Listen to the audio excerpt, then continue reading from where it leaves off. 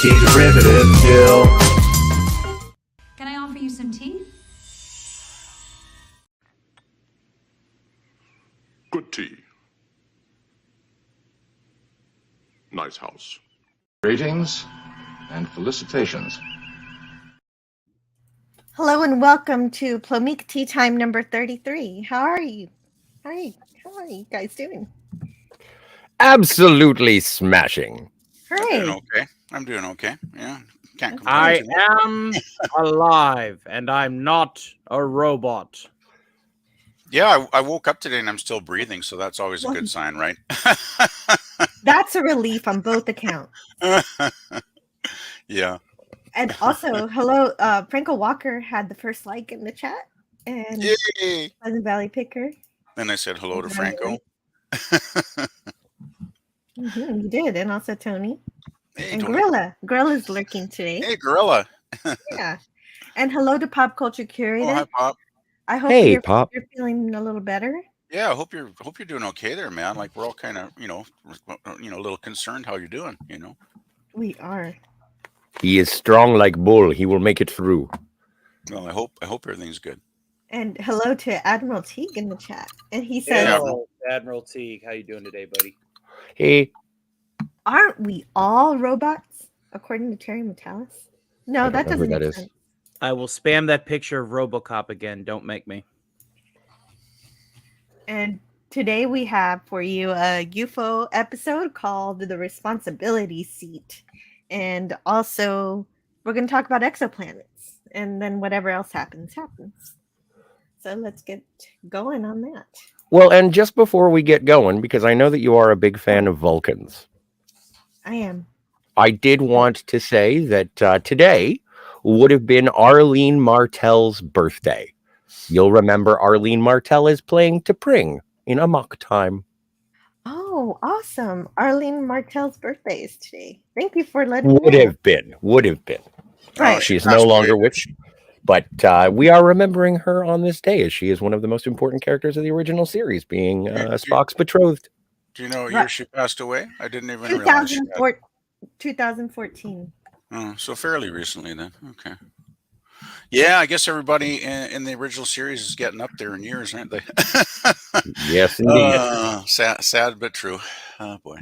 Ever the march of time, my friends. Yeah, you're getting old when your heroes start dying off. That's for sure. Mm-hmm. But it's always great to celebrate them. Well, I'm glad we had them for sure. Series. Yeah. And by the she's way, an nice, awesome Vulcan. nice new avatar there, Jill. Looks like you updated things a little bit there.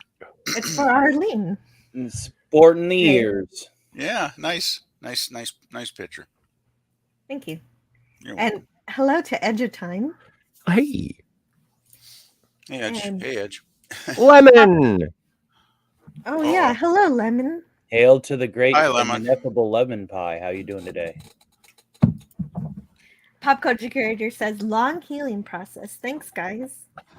Wishing you the best, man. Yeah, Driving well, Keep this- praying for you. Yeah, I hope you feel better soon. Yeah. Me too. Admiral Teague says there is no longer any difference between Romulans and Vulcans anymore. Well, that's why I don't pay too much stock with the filth. As long as you stay within the 735, you can still have Vulcans and Romulans being different. Well, Addendum, there is a difference depending on how big of a baby fit they throw. Wasn't the whole the whole point of Romulans and Vulcans being two, empires? Wasn't the whole point of them being different? I mean, that's what I always thought. Well, they That's are what made them different. interesting. Yeah, they are different genetically, and also the Vulcans will Well, their whole cultures too, right? Like, control their totally emotions. different. Yeah, Totally exactly. the opposite, really. Yeah. So The that's only what always way- made them enjoyable to me, was that they were different. So if they're now the same, that's like silly. They're not. It's an incorrect assertion. Well, what brings them together is they both originated on the same planet, and that's it. Yep. Yeah. But in terms of characterization in season 3 of Bald Spaceman, there's been precedent in Deep Space Nine for Vulcan criminals, so it's not completely without merit. Any society is going to have at least a few criminals, right? Arguing that. Pretty much. But yeah. generally, but the interesting thing about that is the problem with that Vulcan is not that he's a criminal, it's that he doesn't value life like even a Vulcan criminal would. Well, and it's an interesting situation, Jill, because you told me that the actor was initially supposed to be cast, or the character was supposed to be Ferengi, and there are dialogues that reference that. He says, Ferengi and Vulcan, that's kind of a switch. But the actor was not a fan of the prosthetics, so they switched it to something else. Yes, I did get this information from LGG, but I trust him. I will corroborate that at some point. That's crazy. Ferengi and Vulcan. So life is valuable as long as it's got a price Vulcan. tag. Nice. But oh well. So today we have a pretty simple. Oh wait, yeah. Franco Walker says Romulans embrace emotions and Vulcans suppress emotions. Exactly. Vulculin is not a word. No, it really.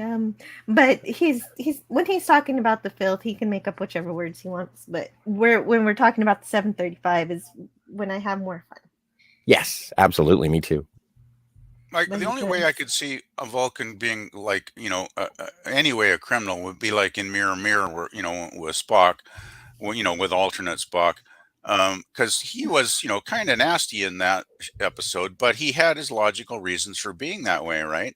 I mean, even in an evil empire that he was serving, he was still logical, which is what how Vulcans always should be. So I guess I could see a Vulcan being a criminal if they had a very logical reason for turning that way. But, yeah, I still doubt that there's a lot of Vulcan criminals. So really, but yeah, because that's kind of the template in Mirror Mirror, right? So. That's right. How's everything going? This was a better episode than the last time, I think. This is definitely better than the last episode because nobody was. It wasn't all a dream. Though it didn't have all that funny dancing at the start, so. Well, I didn't mind the party. I liked the party. That was probably the highlight of the episode. Tony says, mind-altering drugs totally belong in a society of highly developed beings. Right, in the utopia of Earth, they've gone beyond the drugs. But on Metalis Prime, they do all the drugs. They do. Oh, well, there's an old Vulcan proverb that says, "Don't get high on your own supply." No kidding. Yeah. Admiral Teague says, this is all a Nexus-induced delusion to give comfort to Picard's ghost anyway, so who cares? He's so angry that his keyboard suffers. Admiral Teague subscribes to the theory that everything past generations is a part of the Nexus.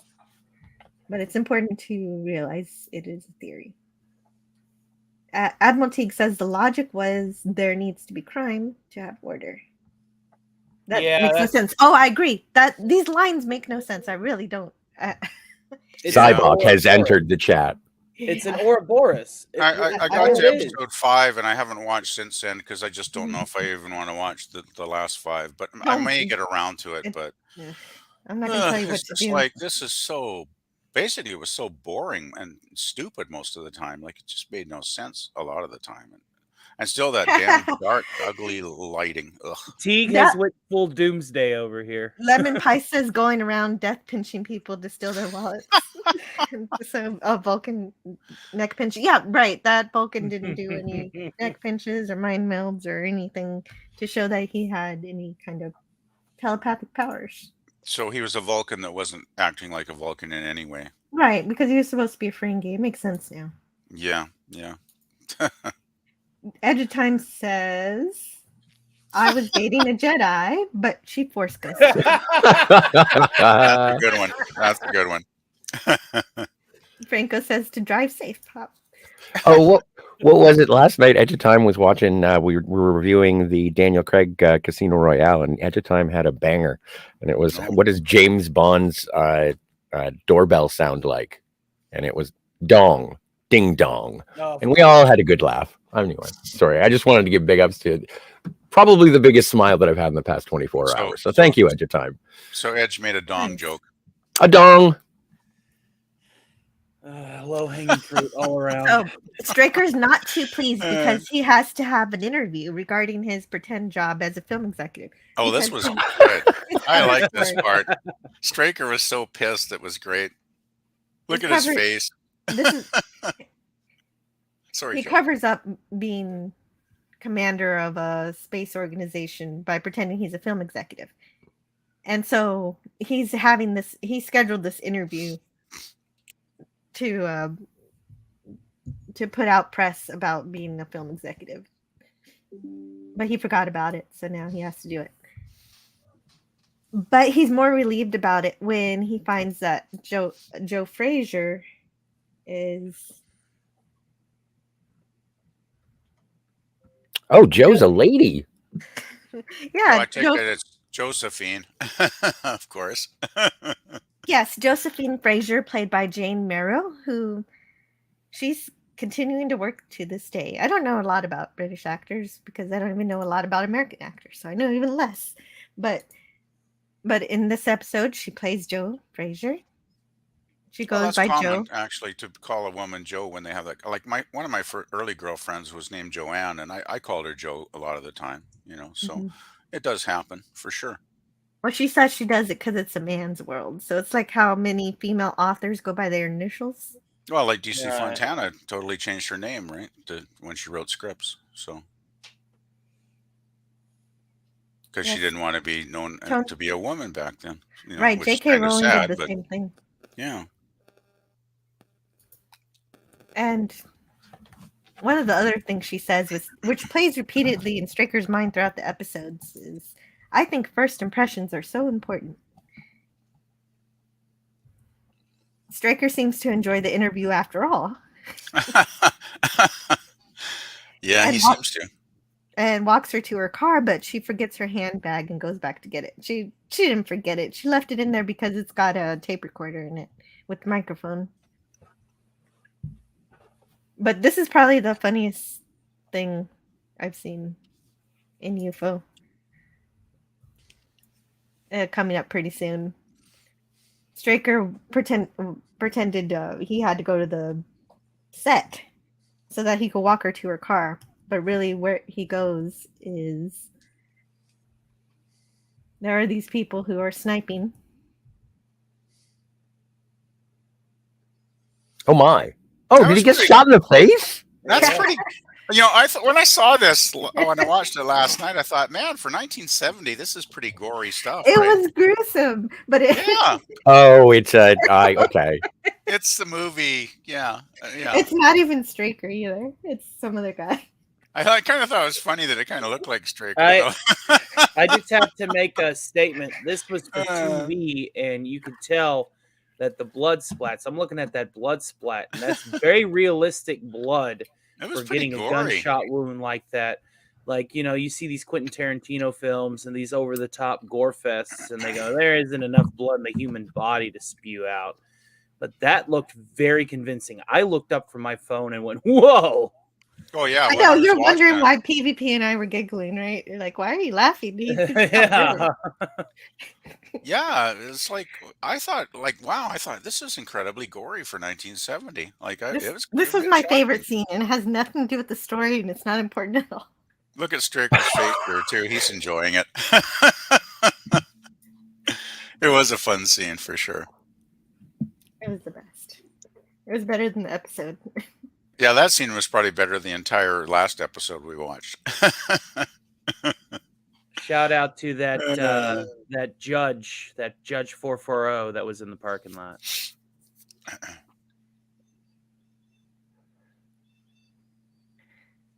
So Straker returns to his office to find that Frazier went back for her bag with the tape recorder. So he finds out from Ford that Ford said Commander Straker, and Straker is concerned, even though it's just a simple, he didn't really say anything or reveal anything, but Straker's concerned that would interest her and get her to start snooping more. And they find out that Frazier isn't even with the press. So how did she get past security? Feminine wouldn't Wilds.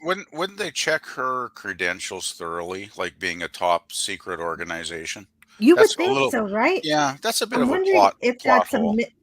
well, it's not necessarily plot. Yeah, it definitely is a misstep in terms of security resolutions. Well, Straker does say that it's he does mention that it's a security vulnerability. So, but they Ah, never address it. So you're right. I guess it's a yeah. bit of a And plot hole. his assistant here, should she have not known automatically when this woman wants to go and get her purse in the office to go in with her? Just like, should she have not Definitely. done You that? could say that she misstepped both times in terms of letting her get her own bag and Yeah. also not doing a good background check on her. So Well, Miss that's what I Eland, thought. Yeah. Yeah. Definitely. You're fired. No, she's not. She's No, in I like Kevin's her, team. but I think she did kind of mess up there. Giving a quick shout out to Mr. Brown Alliance. Hail to you, Hey, good Mr. sir. Brown. Ahoy, Mr. Brown. Hello, Mr. Brown Alliance. Giving you a Vulcan salute back there, man. Hey, Mr. Spaceman. Admiral Teague says, "Why wouldn't Straker hire an actor to play the head of the film studio? Seems logical enough." Oh, that's a good point. Yeah, that's a good idea. Mhm. Yeah, especially if you hire one that doesn't know anything about Shadow at Yeah, all, then that makes there's a no lot of chance. sense. Yeah. Yeah, that's a great idea. Josephine was grandmother's name, so it was big in 1918. Well, but I guess he can't really do that because that's supposed to be his cover. He's supposed to do that, so unless unless they really believe that actor who looked like him earlier was him, that would work. But that could work, unless the reporter finds out that's not really Ed Straker, and then they really do an investigation. Uh-oh. So that can backfire badly. Yeah, that's true. Edge of Time says, "Did they reuse the Fiat? Cool cars around in There's UFO." two types of car people. Ones that notice the nice Pontiac, and the others that notice the Fiat. And Well, I see other Stream people Elements is who working. just recognize cars as vehicles to get to destinations. Yeah, that's the way I recognize my car, because it is too ugly to be anything but a means of transportation. The original bait and switch. Yeah. Exactly. Apex Comics says UFO is so much better than Space 1999. I love UFO. It is so fun. UFO's a lot of fun. Yeah. I laughed when they had the 3 alien zombies in front of the Fiat. What? What is that about? I don't know what that is. 3 alien zombies in front of a car? Mhm. I will take your word for it, Edge of Time. Thank you. Yeah, I don't get the reference, but that's cool. So now Straker's really getting mad. He just wants to save the world, damn it. I like this. My favorite part of the episode, though, is when he hands over the responsibility chair literally to his second in command here. That's the whole point of the episode, yes. And that's what he's doing right here. He says, well, there it is, Alex, the responsibility seat. Yeah, I thought that was very cool. And Alec, I always liked Alec as a character, but he got underused a lot of the time. So it was kind of nice to see him getting a little more screen time in this one. Definitely. I love Ed Straker. He's more calculating, and Alec has more heart. So Alec's he's more down to earth, definitely. So Straker is going to get the tape from Frasier, and Alex is put in charge. He's given the responsibility seat. And immediately, as soon as Straker leaves, UFOs approach. Finally. I was waiting for them. First, because if Straker knew they were there, he'd go back.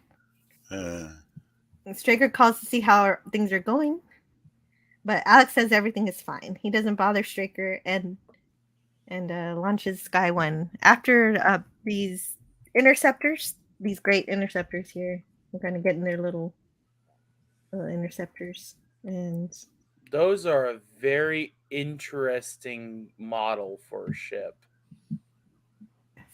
And they take down the UFOs, but only 2 of them. One of them gets away, and we never find out what happens to the third one. I don't think. Yeah, that was kind of another plot hole for me. Definitely, that's the bigger plot hole. That's a bigger one for me.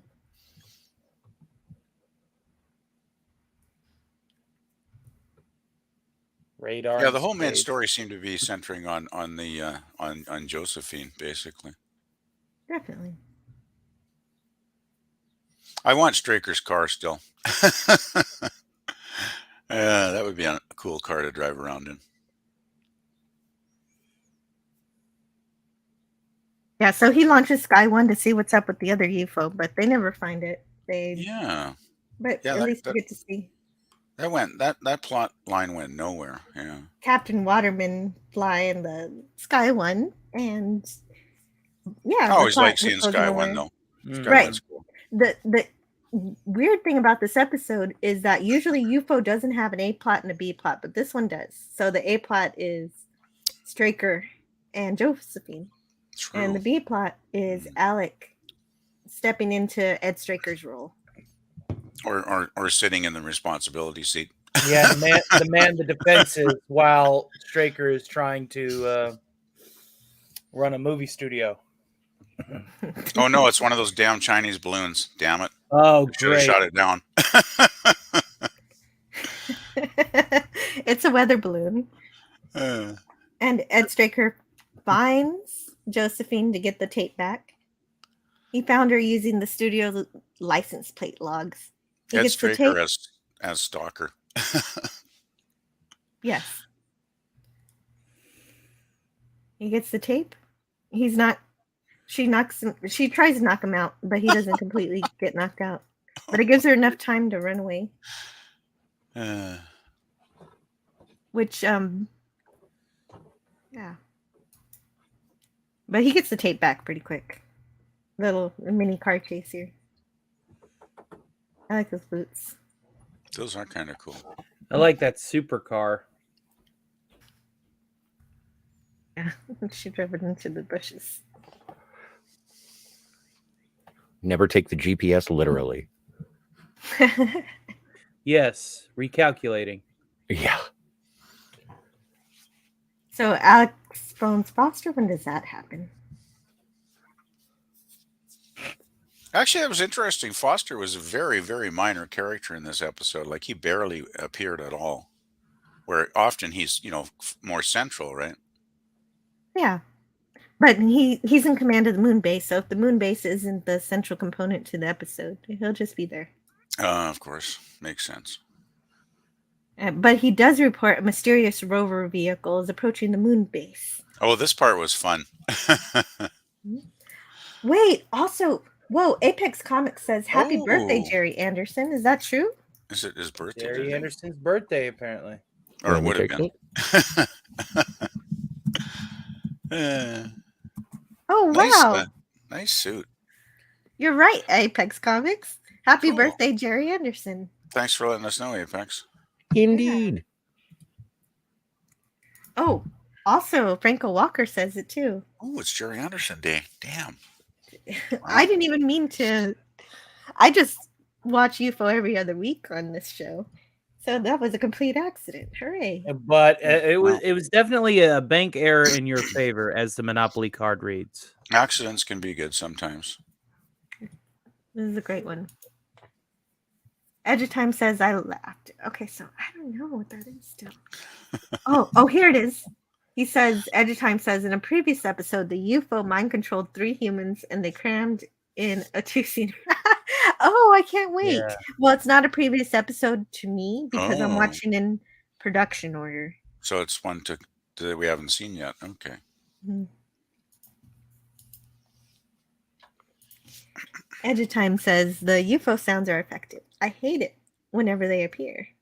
Huh. And Apex says, subscribe to my channel. At that. You know what? I don't think I've subscribed to you yet, so let's rectify that situation. Yeah. Extreme Elements also wants you to check out Gorilla's Random Thoughts, who is lurking today. Hey, Gorilla. Hey, Spidey. Hello, Canadian Spider-Man. Spidey. No, I am subscribed to you already. Okay. Hooray! Good news. I'm subscribed to so many people, I don't remember them all. There's too Oh, many. yeah. Mark Harkness says, "Don't say recalculating. It gives me flashbacks."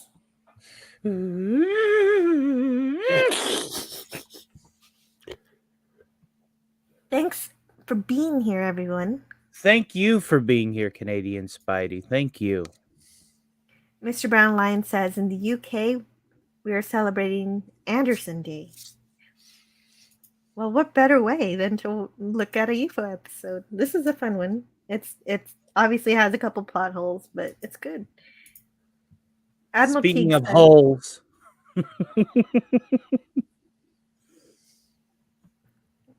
the moon-based uniforms are cool, but the submarine ones are a hoot.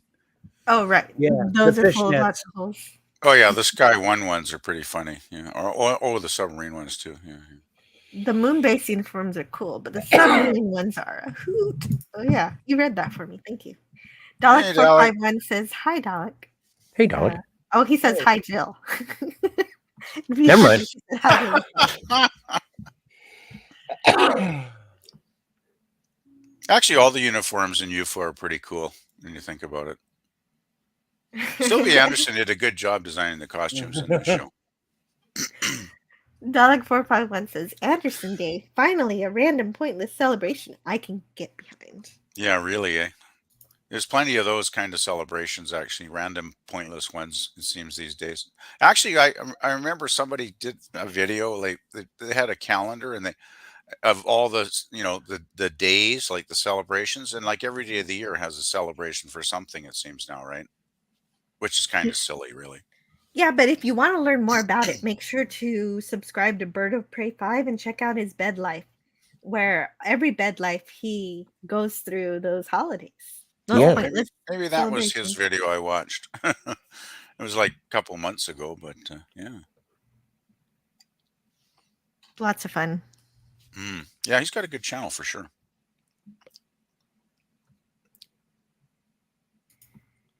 Admiral Teague says, "Okay, PvP, you wear the submarine to Blue Oyster Bar and see what happens."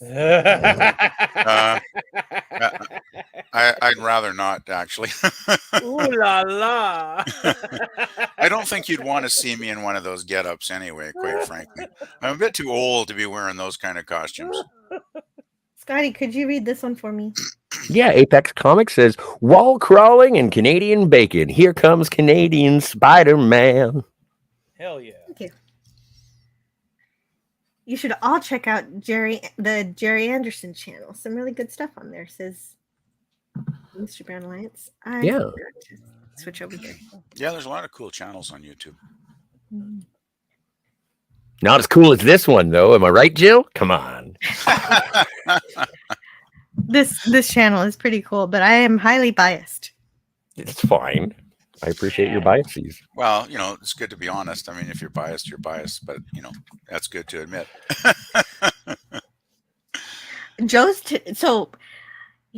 I realized that Ed Straker is interested in her romantically, but I was hoping that he wanted her for Shadow, because of her tenacity and willingness to take risks to get what she wants. You were thinking he was going to hire her? Yeah, I was thinking he was going to hire her because we saw this before with Foster. I didn't think of that. Because he didn't do what he was told when he was in the airspace. Yeah, that's an interesting point, actually. That would have been kind of fun if they had brought her onto the regular cast, wouldn't it? That Right. could have been very especially if they kind of had a romance developing. That could have been really good, but episodic TV back then, right? So that wouldn't happen. Right, she's just a one-off, but I was thinking that could have been a really fun little twist, because she didn't do anything quite as bad as Foster did. But then we find out that she's more of a criminal, but we don't really get into exactly what she did. But she's not a Vulcan. No, but she would make a pretty good one. She would probably make a good Vulcan, actually.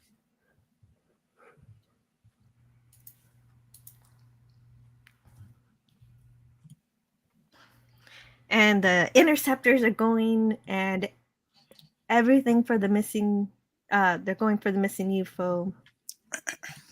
But I guess Alec gets a call again and he says everything's under control.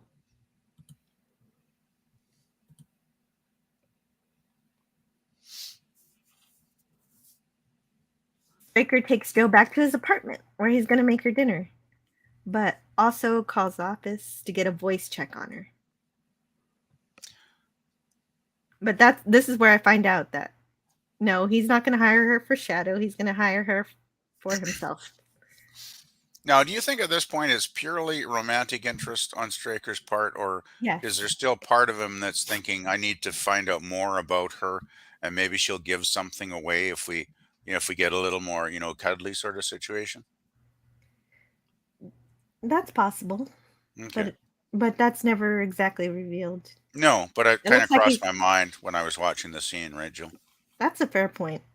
But here it looks like he is definitely going for companionship. Yeah. I just hope they don't have kids. It's unusual. I mean, Straker almost never had any love interest in the series. They came really close, Scotty. Yeah. Did you watch this one, Scotty? I did not have the opportunity, unfortunately. Oh, Scotty. Understandable. Shame. I like it when I show up and you guys tell me a story. You should really watch the episodes, man. And they're good. They're fun to watch. You should watch them. You're missing out.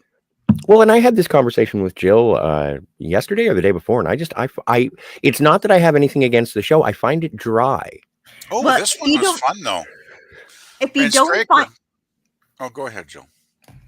if you don't find it fun to know exactly where the UFO is, they tell you exactly where the coordinates is, how fast it's going, and if you were in this world, you could find it yourself. And I really find that kind of realism very thrilling. Yeah. Oh, and again, I'm not knocking it. Then, I then I really get it. enjoyed.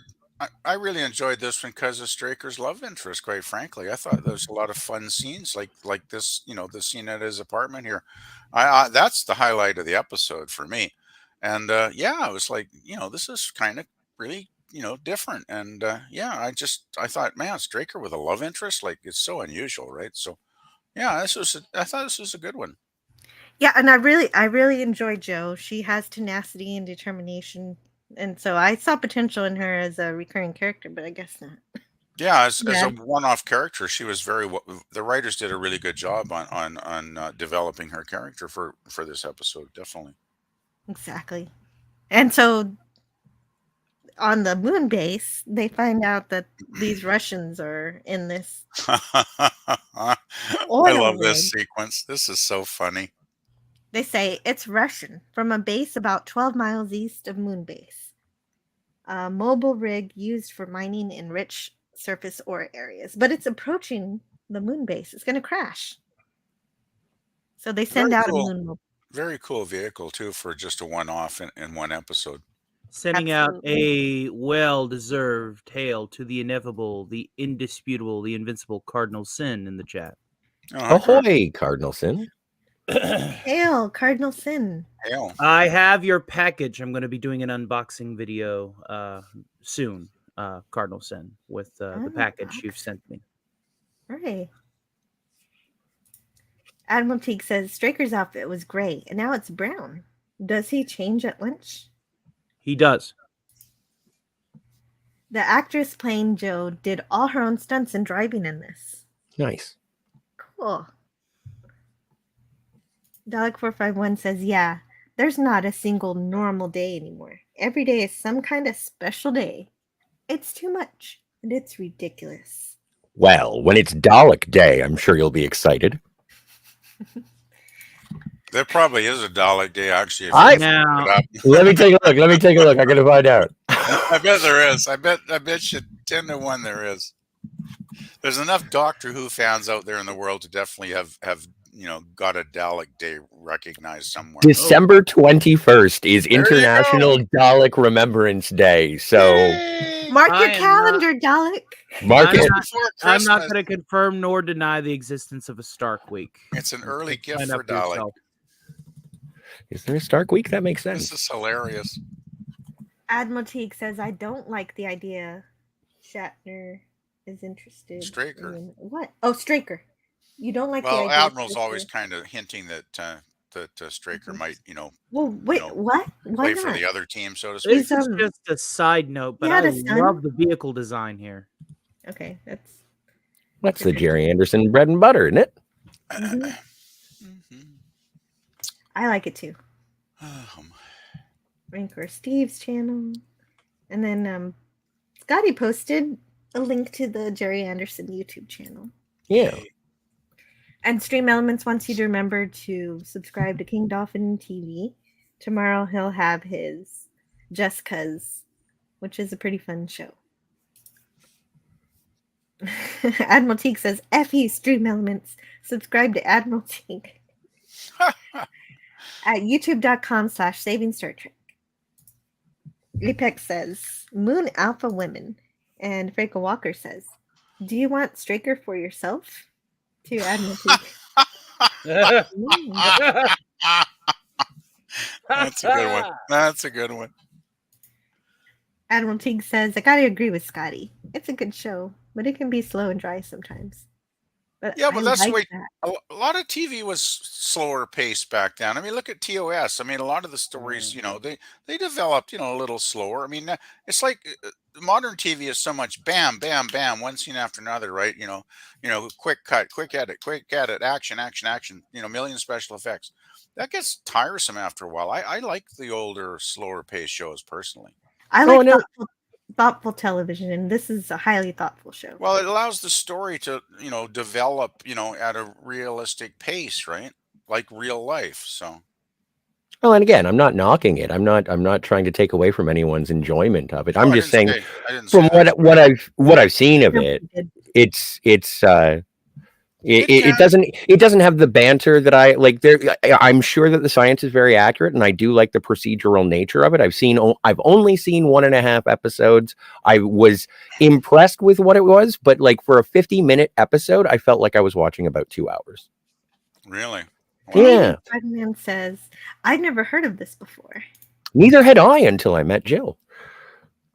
Admiral Teague says, well, the moon is like Antarctica. Everyone has a right to go there.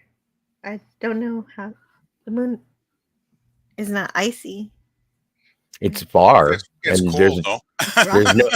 There's no Burger Kings. There's no penguins on the moon, though. Come on now. What? You destroy? How dare you? I hate to break it to you, Scotty. There's no moon penguins. Actually, moon penguins. That would make a cool hashtag. Moon penguins. Oh, okay. He's talking about how there are Russians on the other 100 miles away or 12 miles away. Dalek451 says, but yeah, happy birthday, Jerry Anderson. Man behind a big part of my childhood. Me too. My first Jerry Anderson show was Fireball XL5 when I was like, I don't know, probably 5. And man, that was a cool show back then. Well, and I think that would be more sort of up my alley in terms of that, just because of the juxtaposition of the marionation and the serious pacing. So Fireball, I'd like to check that out.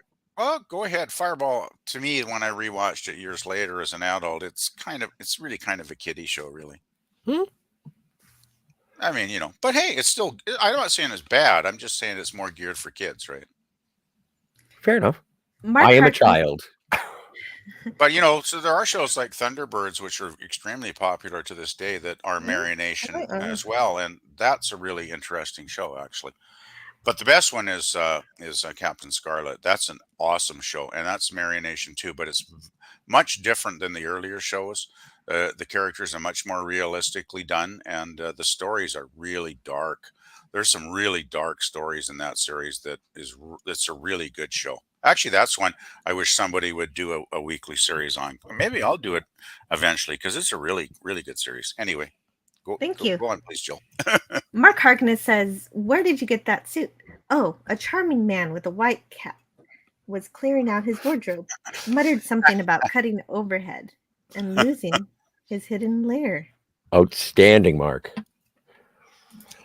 My name is Ernst Stavro Blofeld. Hello, Don Lewis. Don! Admiral Teague says, I'm sure we can all just sleep through Frontier Day. I'm not celebrating. No, me neither. All I need is... But you know what I really enjoyed was that it is the anniversary of the launch of the NX-01, and so if anything, I just keep getting reminded of better Star Trek to watch. Just like when I was watching when the Tuvok episode showed up, and I was like, I gotta start doing a rewatch of Voyager, and I did, and it made me happy. And now that they referenced Archer's Enterprise, it's like I should go back and watch, some of my favorites from Enterprise. So I am getting pointed to good Trek, which is nice. What's funny about that is that Shelby got it wrong. She said it was the genesis of creating Starfleet, but Starfleet already existed. It was for the beginning of the Federation. So it should be, I don't know. Can we just call it a different thing? Like, well, that's NX-01 Day. Yeah, Archer Day. Archer Day. There you go. I like it.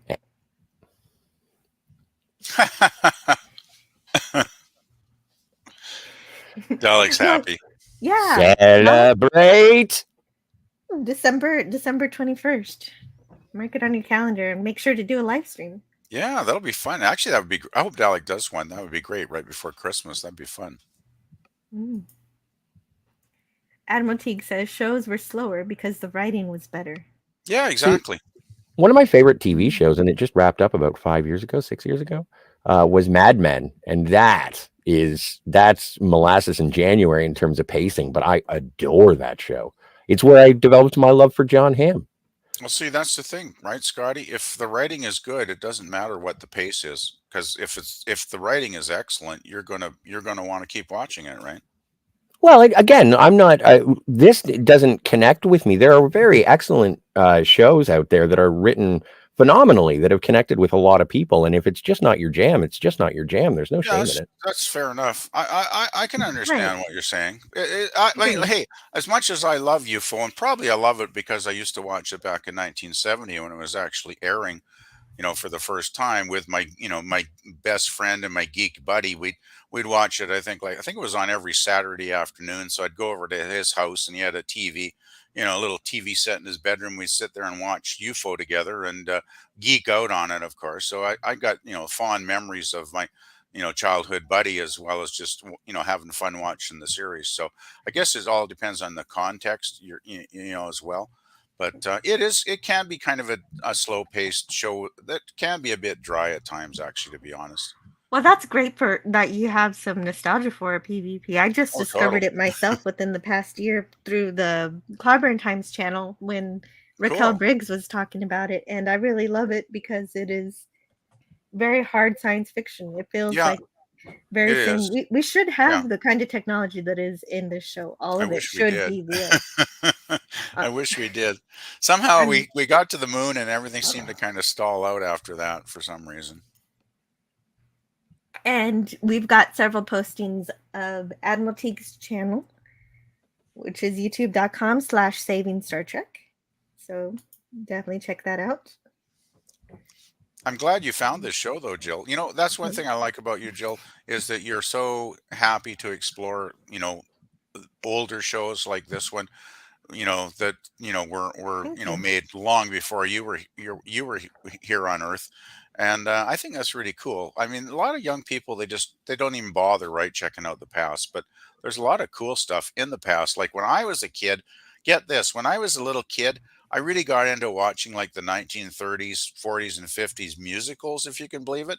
I know that's really weird, but I love watching the guys like Fred Astaire and Gene Kelly dance in those great films. And those are something everybody should check out if they've never seen them, because some of those films are amazing. The dance moves those guys could do will blow your mind, believe me.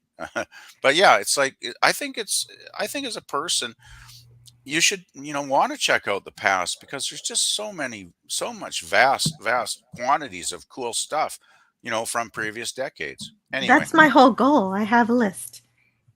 That's good. Tony, could you read this chat? Can you read your chat? A little list. Tony, could you read your chat?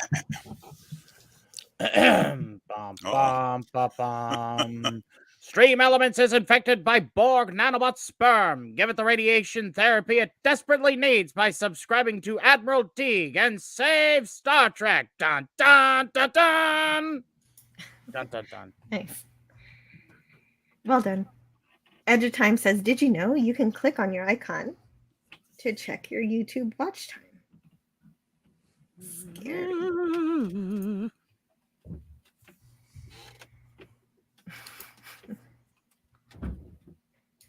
Mr. Brownline says, no one owns Antarctica or the moon. Thank you. That's true. Yet. That doesn't stop people from claiming things. No, but I own the moon. Antarctica is No, sir. The moon belongs to me. I'll arm wrestle you for it. Very well.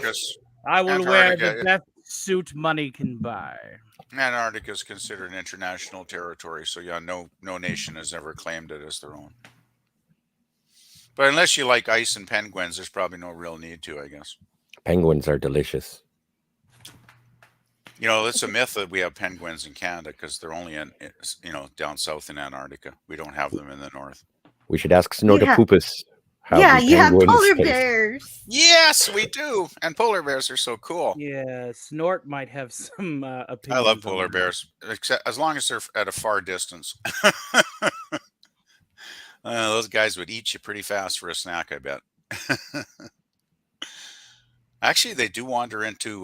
Was it Churchill? Is the city in Manitoba? I think it is where they have actually a polar bear control program because so many bears wander into town that they actually have like a polar bear jail where they lock them up when they get too scary. Tank, but yeah, and they tranquilize them, of course, and they put them in the polar bear jail, and then they fly them, back up way north, to relocate them right away from civilization.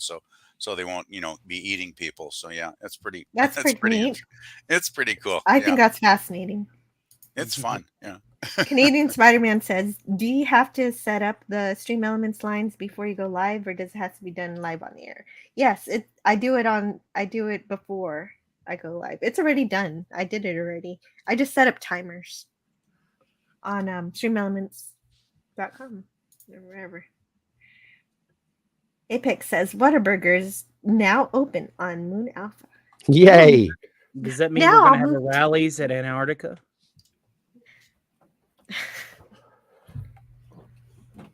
How about a checker burger? Hey, Joe, I just looked up the page for Polar Bear Jail, but I can't post it because you've never bothered to make me a mod for some reason, even though just almost everybody else is. It's because of the hardcore pornography that you post in the chat, PvP. I don't do that. Can you make me a mod? That's a joke, sir. I'll post that link for everybody that wants to see that page if you'd like, Joe. You haven't said anything in the chat, so I can't. Oh, okay. I will type something right now. There we are. Booby gifts incoming. No, I just said hello. No, I know it. Forget it. I actually found a page on the Polar Bear Jail, believe it or not, which is, kind of amazing. I found it so fast, but it was right there. I guess it's quite well known, actually. Don Lewis says, I first became acquainted with Jerry Anderson's work with Space 1999. And Thunderbirds and Space 1999 are Mr. Brown Lyons' favorite. And Admiral Teague says, I like Captain Finity's new policy that if you don't know Blake 7, you know nothing about sci-fi. There's an idea that really pulls in the masses. Oh, no! I've seen the first episode to Blake 7. I want to see the rest, but it'll be a while. Yeah, Blake 7, I watched the first 2, and they were really, really good. And Dalek likes Thunderbirds and Captain Scarlet. And Canadian Spider-Man said, there are penguins in the Galapagos Islands. I have pics underwater of their butts. Nice. But did you touch the butt underwater? Anyway, if you want to mod me, Jill, I've got the link here all ready to go to post. I did. Oh, okay. I guess it doesn't show up. No, it didn't. Oh, there we go. Thank you. Thank you. I didn't. Yeah, silly me. I forgot you have to click on it. Yeah. Anyway, it's all good. There it is. It's a Wikipedia page on the Polar Bear Jail in Churchill, Manitoba. To answer your chat, I know it's not caught up yet, Admiral Teague. Yes, Blake 7 is very, very good. If you've not seen it, I do recommend it. Yeah, I watched the first 2, and it was basically pretty awesome, actually. So yeah, that's another series I need to watch. Tony, could you read your chat here? Oh my When goodness. his lordship at the Hollow Earth eventually conquers the planet, the moon, fortunately, goes to me. My tower has sublight engines installed to fly there on that fateful day. Scotty. Otisburg. Otisburg. Otisburg.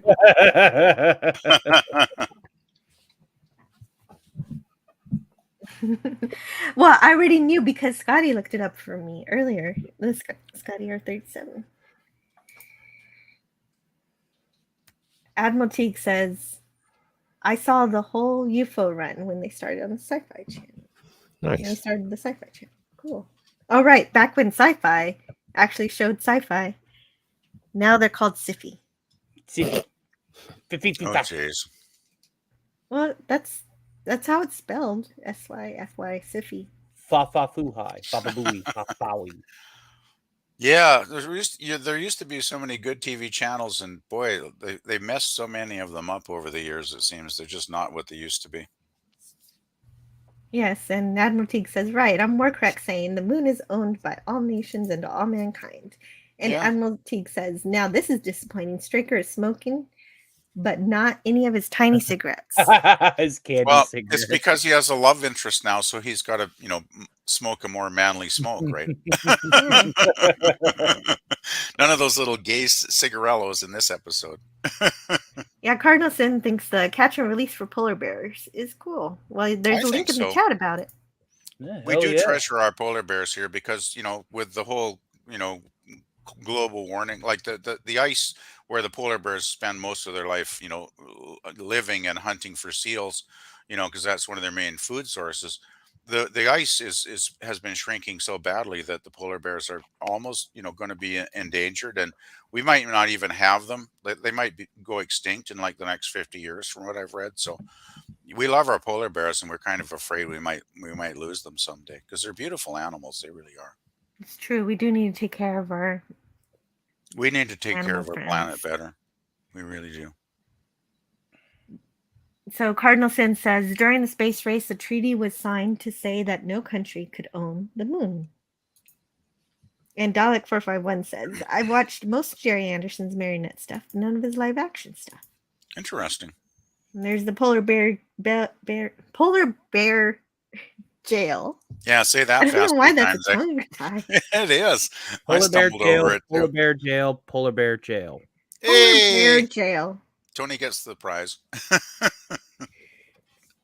Admiral Teague says Blake 7 is probably good, but more obscure than UFO. It is. Oh, more it's obscure. very good. Yeah. It's very good. In But- Alaska, wrangling polar bears pays $20 an hour. Unfortunately, a jar of mayo costs $10. The Says usage of the Ed. panda emoji is quite adequate. It's just that blank stare, like, yes, this If is I the was gonna- market. If I was going to wrangle a polar bear, I'd have to be getting paid a lot more than $20 an hour. No kidding. Really, I mean, those suckers could rip your arm off in like 2 seconds. Admiral Teague says, PvP, are you saying Straker put Viagra on his cigarettes? Is that what you're saying? here? Well, no, I I hadn't don't think really thought anybody of was that. saying that. Me No, neither. his cigarettes didn't are say taking that. the purple pill. Daniel's Hot Topics is here. Hello. Hey, Daniel. He's Good to heard see you, of it. Daniel.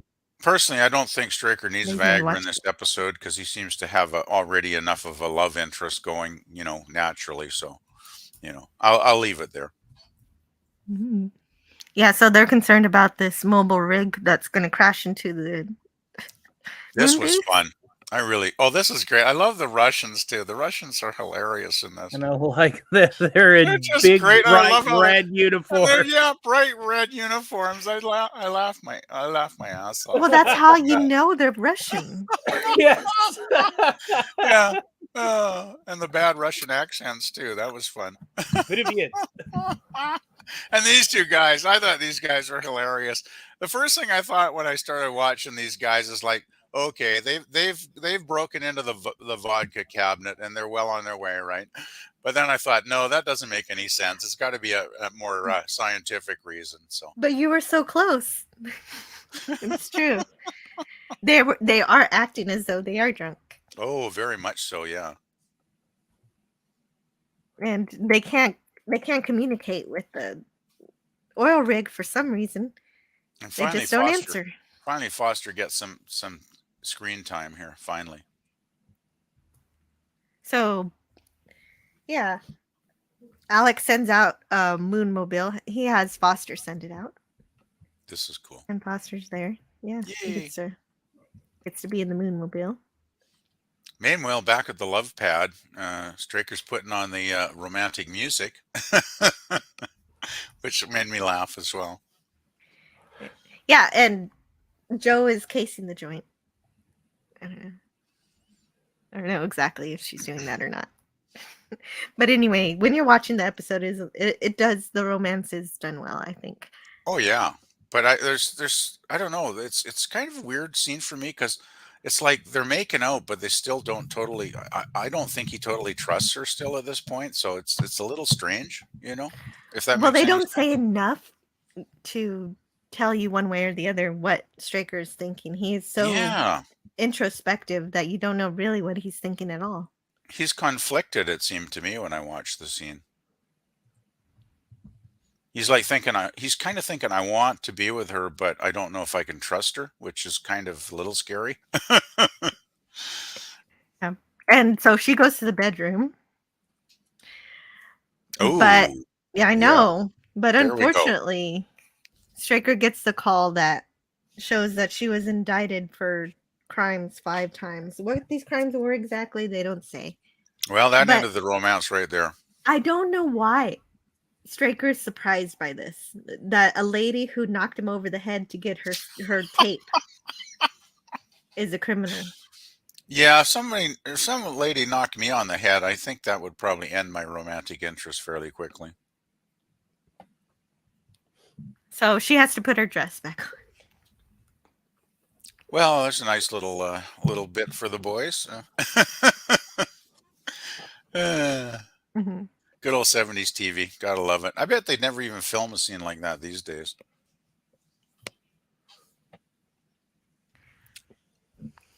Such a prudish decade we're living in right now.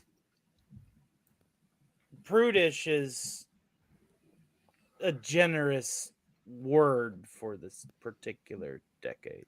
Well, this decade reminds me of the 1950s, and I, was barely alive at the end of the 50s, and but from what I've read about it, it kind of seems familiar to what we're living in now. Anyway, back to the Russians. I love these guys. Alec calls for Foster to fire a warning shot. Oh, this is so good. Fire a warning shot across. And it just about blows the bloody thing to bits. I said across her nose, not up it. Sorry, sir. That was pretty close. I'm trying my best.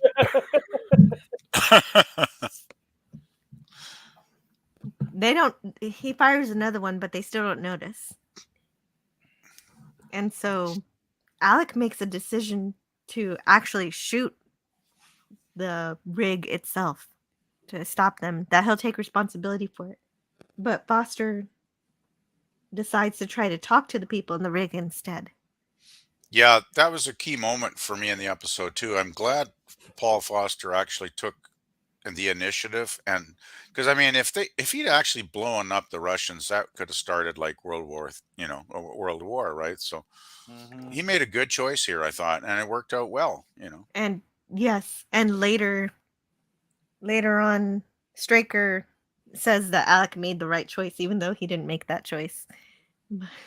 But he's responsible for anything that Foster does, and Foster made a good choice for Alec. So even though Foster disobeyed orders, everything worked out. Yeah, it did.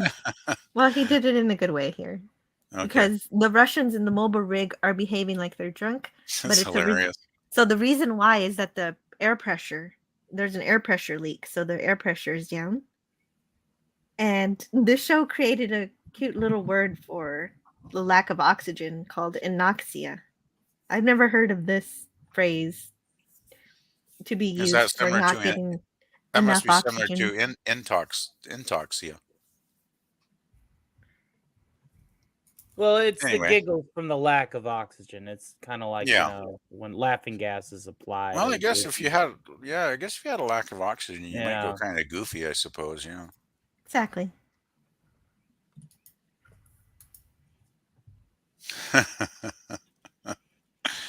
They're both incapable. Well, no duh. But they really don't like the fact that he wants to stop the vehicle, so they get into a fight.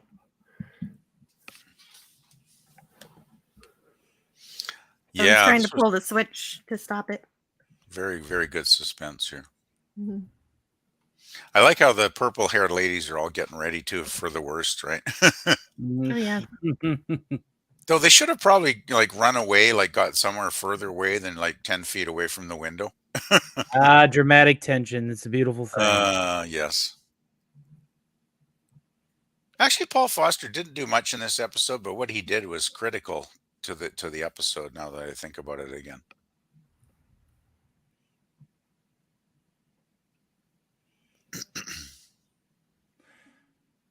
Oh, nice Russian lettering. I like that. Привет. Very good. Davoi, vodka. That's what it Very says. well done. Nice touch. Yeah, everybody's okay. We just got a couple of drunk Russians, drunk on no oxygen or less oxygen, not no oxygen. They would be dead. Excuse me. Yeah, I love It'd be a this bad line. day. This line's hilarious. Like drinking whiskey, and then the Russian's like. Except It's our like- description would substitute vodka for whiskey. Привет, Exactly. привет, That made me davoi, laugh. davoi, I laughed so hard when that line popped up. That was so funny. Vodka, da. Vodka. Yeah, it feels like something Chekhov would say. Yes. It was definitely something Chekhov. I bet Scotty's got plenty stashed away in his room too, actually. I'm sure. He's got a bar as well as Dr. McCoy. Yep. Oh yes. Hey, do you think McCoy and Scotty ever got together and partied when they were on their off hours? Like, Yes. Yeah. now that's neat. Definitely. What I'd like to see. I think they even say that in Star Trek 2. I had a wee bout, but Dr. McCoy pulled me through. Did they really? Oh wow. Bout? Surely. Yeah. Well, I still love that episode where Scotty's drinking the alien under the table, and they go through so many bottles, and the alien says, "What's that?" And Scotty looks at it. He goes, "It's green." Hmm. I remember that scene. That's so funny. Oh man. So this episode was all right, but it's just kind of funny. So even though Foster defied Alec, Alec was still responsible for Foster's actions. But it turned out to be the right call anyway. So everything's all good. Later, Straker doesn't pry too far into it. He just says that he did the right thing. And Alec doesn't expound further. And when Straker reveals the criminal nature of Josephine, Alec doesn't pester him to reveal anything about their romance. He says something like, it was smart of you to not get emotionally involved like you could have, but he did. Well, he But- was. But he Yeah. was. Okay. So both of them basically screwed up, and neither of them admitted to each other. Right, they both screwed up. They were both, but in the end, they were responsible for the consequences, and And they didn't everything admit turned that out they- fine. Yeah, but boy, it's the lucky thing it did. Actually, that's kind of a bit of a plot hole, maybe, that we have two guys here that are supposed to be very responsible for a top secret organization, and yet they both kind of messed up in the They were episode. both kind of sloppy. but they don't. They're not honest with each other. Is what I'm trying to say at the end here. So that kind of bothered me a tiny bit. I thought that was a bit of a flaw, but I guess that's TV back in those days, I suppose. Well, Straker did say what was important about Josephine, that she was a criminal. He didn't really have to talk about how he was going to have sex with her. That's true. And I mean, back in 1970, he wouldn't have talked about that anyway because the censors would never have allowed it. So, And technically, Alec has to write a report about it, so eventually Ed's going to know what happened. oh boy, that's an episode I'd like to see when Ed reads that report. Or I mean, when Straker, reads that, he's gonna like hit the roof. It's more of an average episode, but it's still, we got fun moon base stuff and Russians getting drunk, so Yeah, I think it's average. was But good. you didn't put a poll up, did you? No, I don't pull for this. This is just Oh, a okay. casual review. So we're going to give our ratings then, if we do give ratings at this point. I don't give ratings for this. You can rate it if you want to. I'd give it a C. Yeah, that's It where was I a am decent. too. It was a decent episode. It wasn't bad. It wasn't great. It was entertaining enough. I enjoyed it, but it was average. I give it a C plus for the scene where we thought Straker was murdered in a horrific bloodbath. Oh yeah, maybe I could go for that. Yeah, I could agree with that. The headshot was pretty gory. Very gory for 1970, actually. Delightful. I kind of feel like the shock value of watching any subsequent episodes is going to be a little bit less, just because the first one that I watched had infanticide. Yeah, that was an unfortunate. No, but it blew my mind. That was awesome. That's one of the best UFO episodes I've seen. I think it's my favorite one, even though it's so sad. I just didn't think that they were going to go through with it. It was shocking in a way that that I did not see coming. It was very dark, especially for the time, right? For that- 1970, that was very dark stuff. Yeah, and that plays along with why I love the show so much, is that it doesn't hold back from being realistic. Yeah, I think, I mean, I kind of agree a bit with Scotty. Like, it can be kind of dry at times. Some episodes are not, overly exciting, but still, I think the writing is generally, solid. I think, the actors do a good job portraying the characters that they're assigned to play. I love the special effects. I mean, the model work is great. The UFO menace is kind of fun all through the series, even though it's not always the main, storyline, like for instance, in today's episode. But well, it's the only element that has the fantasy element to it. Yeah, because it's kind of ridiculous that how slow this invasion is. Let's just send 2 or 3 of them out at one time. Well, the thing is, you got 3 interceptors. Why don't they the UFOs just send in like 100 of them at once? Yeah. We'd be done. Part. We'd be done, right? Yeah, we'd be overwhelmed so quickly. It would be over before we even knew it hit us. If you have superior force, then why not use it? I mean, that's never explained exactly, Tony. I know. Yeah. They just wanted to poke and prod at us. Well, they had their formula for the series, and they followed it through the 26 episodes. From what I've seen, which is very little. I like the vehicle design. I love the vehicle design. Oh wow! Yeah. Yes, that's what enraptured me on the show to begin with, especially the rocket that's attached to the submarine. I could watch that. Sky One is awesome. Yeah. Well, that was always a strong point in any Jerry Anderson series, though, was the vehicle designs.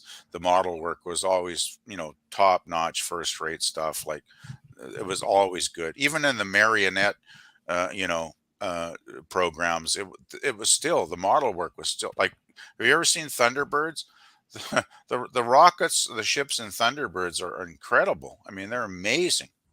If you've never seen that, a lot of them don't look like they can fly at all from an aeronautic but they're so cool. But that was part of the fun. But they're so cool, right? And a lot of people think of Thunderbirds as a kid's show, but as an adult, I can actually still watch it and enjoy it, because a lot of the stories are really quite solid, actually. So, but my favorite, as I said before, is Captain Scarlet. I think Captain Scarlet's an incredibly good show. Mm-hmm. And Tony misses the Sci-Fi Channel. Siffy can go to Skid Row. And Admiral Teague says they start going to and hanging out on the moon more and more because they had indications the audience preferred it. Hence their next show being Space 1999. Well, I love the juxtaposition of it. I like being on Earth and the moon. They both play together beautifully to me. Franco Walker says, I first saw UFO in the 80s. Fell in love immediately. Me too. Nice. Well, not in the 80s. I saw it like a year. When did I first watch an episode? Earlier this year. Or was it last year? I don't remember. Time passes oddly for me. Admiral Teague says, right. I'm more correct saying the moon is owned by all nations and all mankind. Admiral Teague says, now this is disappointing. Straker is smoking, but not. Oh, okay. So that's where I was in the chat. Let's see.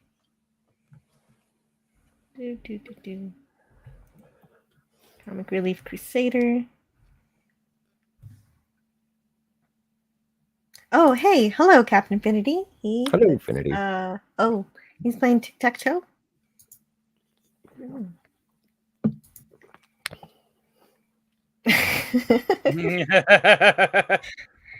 Damn you, stream elements. I'll see you in hell.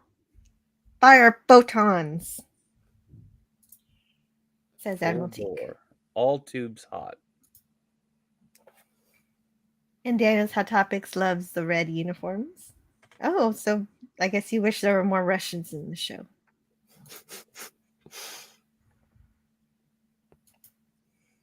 Admiral Teague says no women over 26 are allowed to serve on the moon, but Alec fought against George Washington. I like this employment policy. Nowhere ever during the series run that I've seen so far, the first 10 episodes, have they said there's any kind of age requirement.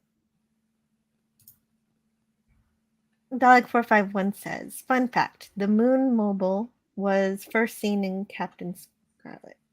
Nice. Moonmobile? Franco Walker says, boobies!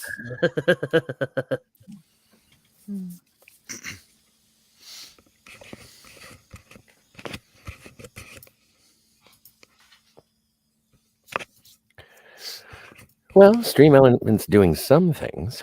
Yeah, right. Stream Elements is posting your channel link. Oh, and others. That's not why. Anyway. Yeah, Stream Elements is working away there. Scotty R37, could you read this chat from Canadian Spider-Man? Scuba divers can start acting drunk at around 35 meters down due to a nitrogen narcosis, a lack of oxygen when the blood absorbs too much nitrogen. Space must be even worse. Yeah, they call it the bends when divers go too deep, and they have to bring them up slowly. I guess or maybe they put them in decompression chambers now, because it can be quite a dangerous occurrence when that happens. Mm-hmm. Definitely. I'm wondering if that has to do with the pressure as well. Absolutely. Could be. I think it does. I'm not an expert on scuba diving, though, so Me either. I guess you could always look it up, and research the subject. But Cardinal Sin says, are the purple-haired ladies robots? Is that a sign that they're androids or something? No, it's just their uniform. Yeah, they don't look like robots to me.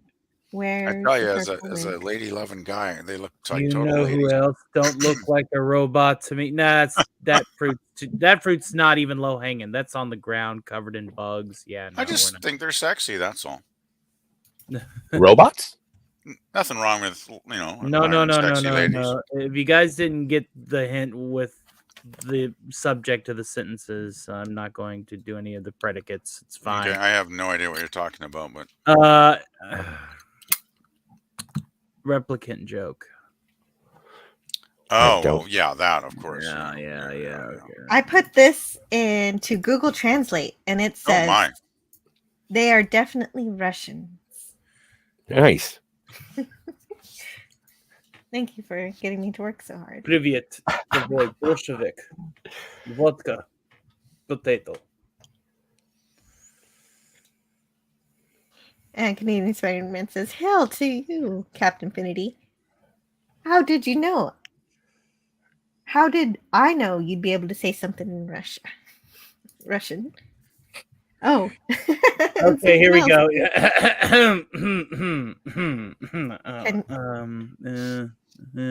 Rah, Rasputin, Russian lover of the Russian queen. I was about to say Anastasia is the queen of vodka. Got it. Awesome. glad we had this conversation. I don't think that Google Translate did a good job with this one. It translated it to purple hair means working with the skin. It rubs lotion on its skin, or else it gets communist propaganda again. Now it places the Lennon in the glass coffin. Put the fucking Lennon in the coffin. Is he still in the coffin? I guess he is, isn't he? Yeah.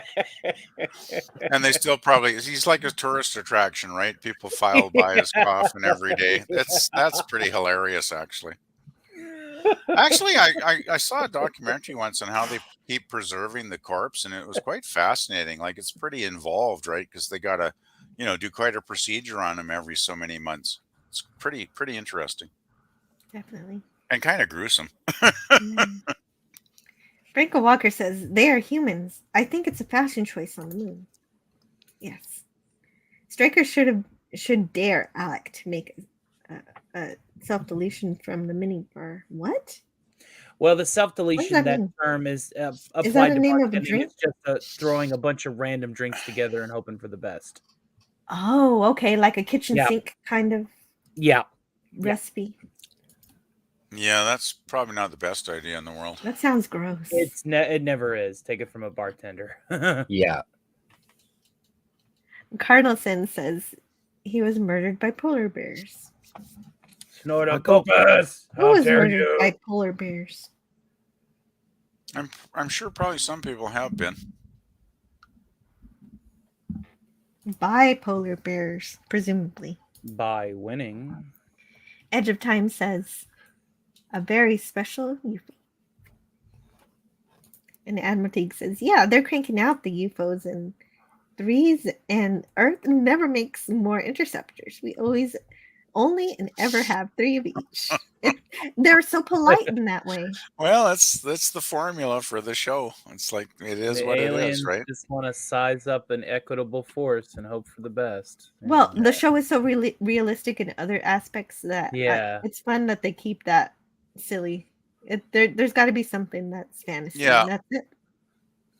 When a show is good, you can kind of give it a pass on some of the weak points, right? It's a minor gripe. It's just something for a ha-ha. It's funny, yeah. It's more funny than a problem. Dalek451 says, I couldn't agree more, PvP. The models in Thunderbirds are fantastic. The models in Thunderbirds were so good, they actually did a series of die-cast, little die-cast ones, if you've ever seen those. I think it was Corgi Toys that probably did a series of die-cast, models of all the ships, and they were pretty cool. I imagine they'd probably cost a fortune now if you could even find them. So, but yeah, they were cool ships. Edge of Time says maybe they can make more interceptor bodies, but their fuel source is scarce. No prize. And Captain Infinity says, Dalek, did you manage to cure your writer's block? And Apex Comics says, I watched UFO on cable on Sunday night with my older brother in 1973. Nice. Wow. Cool. Edge of Time says, I thought cable came out in the 80s. You mean no, we had cable in like 1974. I think we got cable when my parents finally bought a color television. So yeah, cable's been around since like the early 70s in a lot of places.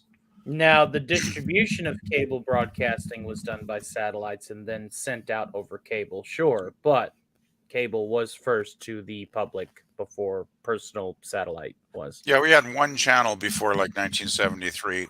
That's why I never got to see TOS originally, because we didn't get it till it went into syndication on that one channel here. But in 73, we finally got cable, and we got a grand total of one more channel on cable back then. We had 2 channels on cable, if you can believe it. But that was like a godsend, right? It was like, wow, we got twice the shows to watch now. And back then, of course, there were so many good shows that it really was a lot to choose from. So, but yeah, cable's been around a long time. Damn it, Scotty, could you read this from Daniel's Hot Topics? Scotty, will you be on Salty's stream tonight? Can't wait to talk about this latest episode of Picard. The wait for the final episode will be so long and hard. No, I've never had the pleasure of having a conversation with Salty. I won't be, and I'm actually saving the long-form conversation when Jill and I do sort of the season recap Thursday, right, Jill? That's right. We have a show, and we will be talking about the 9th and 10th episodes this Thursday on the Phantasmagorium channel. So Quantum Leap will be back very soon then, I guess. 2 weeks. Yay! I know. I'm Finally. excited too. Finally. Thank Christ, Lord Almighty, thank you. It'll be over. Hooray. I We agree made with it. Tony 100%. Or not yet, but we will. Ugh. We will have made it. Captain Infinity says, I am currently suffering from writer's vomit. The ideas won't stop coming. Apex Comics says, Moon Alpha women were sexy. True. We can at the very least agree that Damn they right. were trendsetters for sure.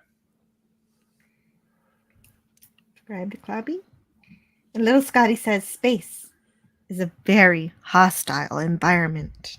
Oh, speaking of hostile environments in space, we're coming up to my favorite part of today's show. Yes, we're coming up pretty soon. After I get through the chat, we'll get to it. Hello to Matt G. Reggie. And Captain Infinity says Tony is operating on several levels. It's only because I'm no longer drunk and streaming at the same time. At least Nexus 6 levels. It's good to separate the vices there. It is. Canadian Spider-Man says the bends is much more intense and can be fatal, as opposed to intoxication. Pressure is involved in a roundabout way, yes, since more air and thus nitrogen must be pumped at depth for equalization. Wow. Yeah, Thanks, the man. Benz is Relatively very, buoyant a very serious assessment. thing. Yeah. Spidey's got it right there. And I once he- admire the depth of your assessments, sir. I do too. And I'm sure that he had to learn that in order to scuba dive himself. Mm-hmm. Oh, yeah, of course, for sure. Yeah. He had to take the picture of those penguin butts. Yes, that is worth all the training. Are those pictures on your channel, Canadian Spider-Man? Did you do a video? On his Yeah. OnlyFans. That'd be fun. Uh-oh, penguin butt OnlyFan action. $3. Admiral Teague says, speaking of the Nexus, I have a theory. All Star Trekians and generations. Yes, I know about that theory. Oh, You talked about it a lot on my last Star Trek stream. Hello, Matt G. Purple hair. I liked all the L's. Sorry. Oh. Canadian Spider-Man says purple hair folk are sex robots is the right translation. Ha ha. Ha ha! Admiral Teague says polar bears quickly becoming the koalas in the reign of this channel. But I don't have any. I don't have any polar bears. Where's Snortopupus? Okay. Scotimus minimus? I have been shrinking. Aloha Mora. Oh, like in that episode. Yeah, with the doctor. Sure. Whichever episode you want to think of. I was thinking of the one where the holographic projectors were malfunctioning in sick bay and the emergency medical hologram was shrinking. Oh, that one. Accio. I was thinking of the animated series episode where they where they were standing on the Gilligan's Island ladders. That's true. Thank heavens we have this bamboo. Daniel's Hot Topic says some polar bears may migrate and meet grizzly bears. They will get together and make roller bears. But the inevitability that a polar bear mates with a panda and we get a molar bear out of it because, marsupial and, I'll see myself out. Good luck getting a panda to make with the sweet, sweet love. Yeah, I know, right? I don't think Difficult. pandas roaming around here, actually. So that's probably pretty Naturally unlikely. abstinent those creatures are. I don't even think polar bears would migrate far enough south to actually mate with grizzlies. So I think that probably the distance would be too far. Admiral Teague says Saving Star Trek will be analyzing episode 9 of Cowardly Space Robot. Tonight. Episode 9, following the show at 4:30, whichever is later. His 4:30 being your 3:30, Jill. Great. Captain Infinity says Quantum Flip Flop. Fickle Bobby. I can't wait. I love the fun time travel of that show. It's great. Sam and Al. I just want to see Sam my and friends Al. again. I just want to see the good storylines again, because the writing in that show from the ones I watched so far was always pretty solid. There were a lot of really good stories with a historical context, which was a lot of fun because it was entertaining and kind of educational too. So I agree. good And Mhm. show. along the lines of writing, Mark Harkness says, Admiral have writer's bottleneck. I guess Mark has writer's bottleneck. The part I need to get done now is fighting me. I've got lots of material, but it has to come after. And PvP, can you read this from Canadian Spider-Man? I sure can, Jill.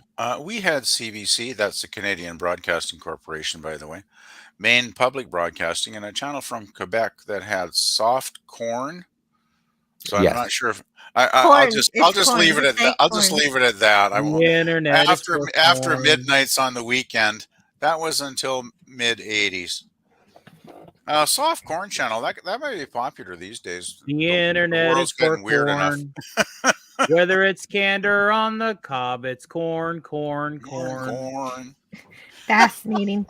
And if you're so interested in corn, make sure to check out Corn Hub. It'll make your That's corn a good pop. one, Jill. That's all That's I'll a say. good one. No, That'll it's make your real. kernel pop, right? Butter that bad boy up. Oh my. Captain Infinity says getting story ideas in the wrong order is tight. And Disney Sheepherder. Hello, Disney. Hail Sheepherder. to Disney Sheepherder. Good to see you. Ahoy, Diz. And he's at work.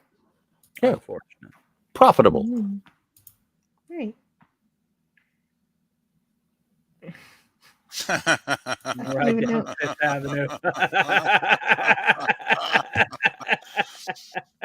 Tony, could you read this one? Daniel's Hot Topics. He says, I ride down Fifth Avenue in a growler bear drawn chariot already. And Canadian Spider-Man says, why didn't I think of Penguin OnlyFans? Awesome. I will make a video with the new video editing software I just got for sure. Hooray. This is why I'm the genius, Pete. Morgan Freeman. Morgan Freeman.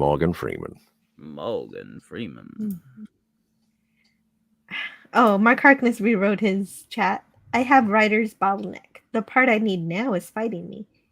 I have lots of material, but I can't use it until the arc I have now is resolved. And could you read this, Tony? Oh, Mr. Stark, how did you get that Star Trek uniform? Cool. Where can we find that? Well, kiddo, see, when you have connections with the Starfleet Academy, okay, the good one, not the one that's being ruined by Terry Metalis, okay, and when you have the funds and resources that I do, seeing as money doesn't work in the Federation, but resources do, you can expedite your way up to captain with a little greasing of the wheels, as it were. And after that, you're issued a ship where everybody's already insane because you're insane to even think up this story. And that's why I'm the captain of the Defiant. Moving on. Wow, congratulations, Captain. But the uniform is itchy, unfortunately. It's very itchy. It's a very itchy uniform, though. I prefer my suit, but we got to keep these things formal.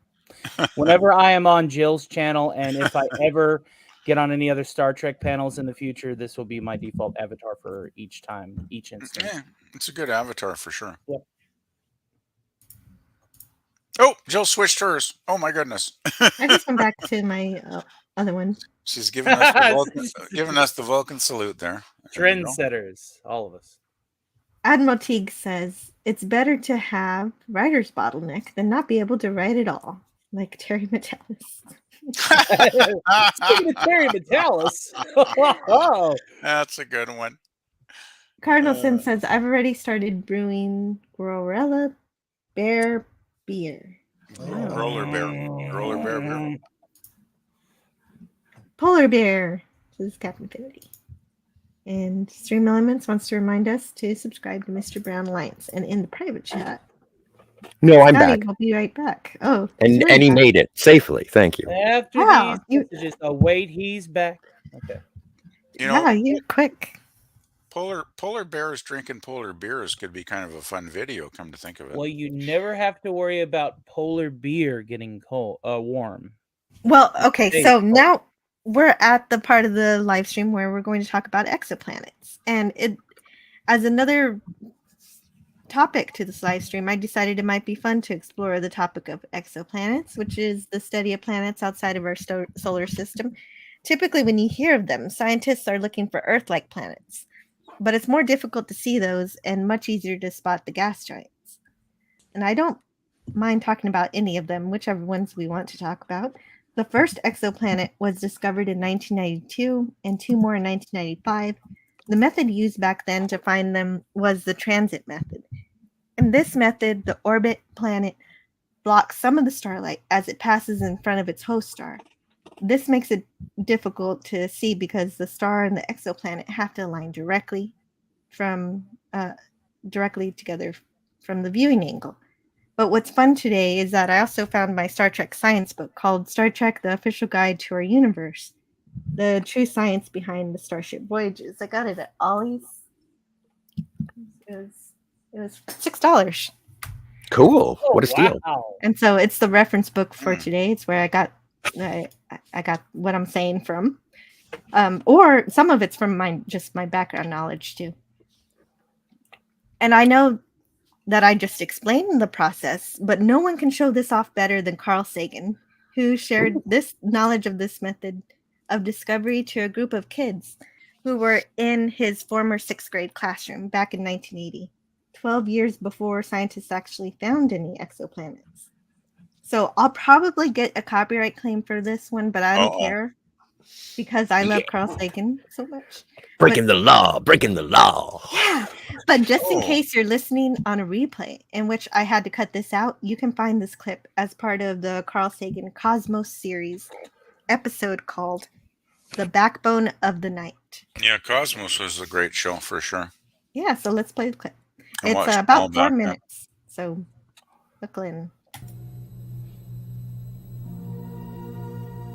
And around those suns are there other planets? And on those other worlds, are there beings who wonder as we do? Here is a light bulb, which is supposed to represent a nearby star. And next to it, and very hard to see because of the bright light, is a planet. Now we'll need a volunteer who would like to come up to these. Ordinarily, you would have a hard time seeing the planet because it's so close that the star washes out the planet. But if we were able to put something in front of the star to make an artificial eclipse, then we might be able to see the planet. So I'm going to stand over here. Imagine that I'm a telescope somewhere near the Earth. And Tab, if you'd slowly move the disk across. Good. A little faster would be nice. Good. Now you're just beginning to cover over the star. I really can't see the planet at all. Keep going.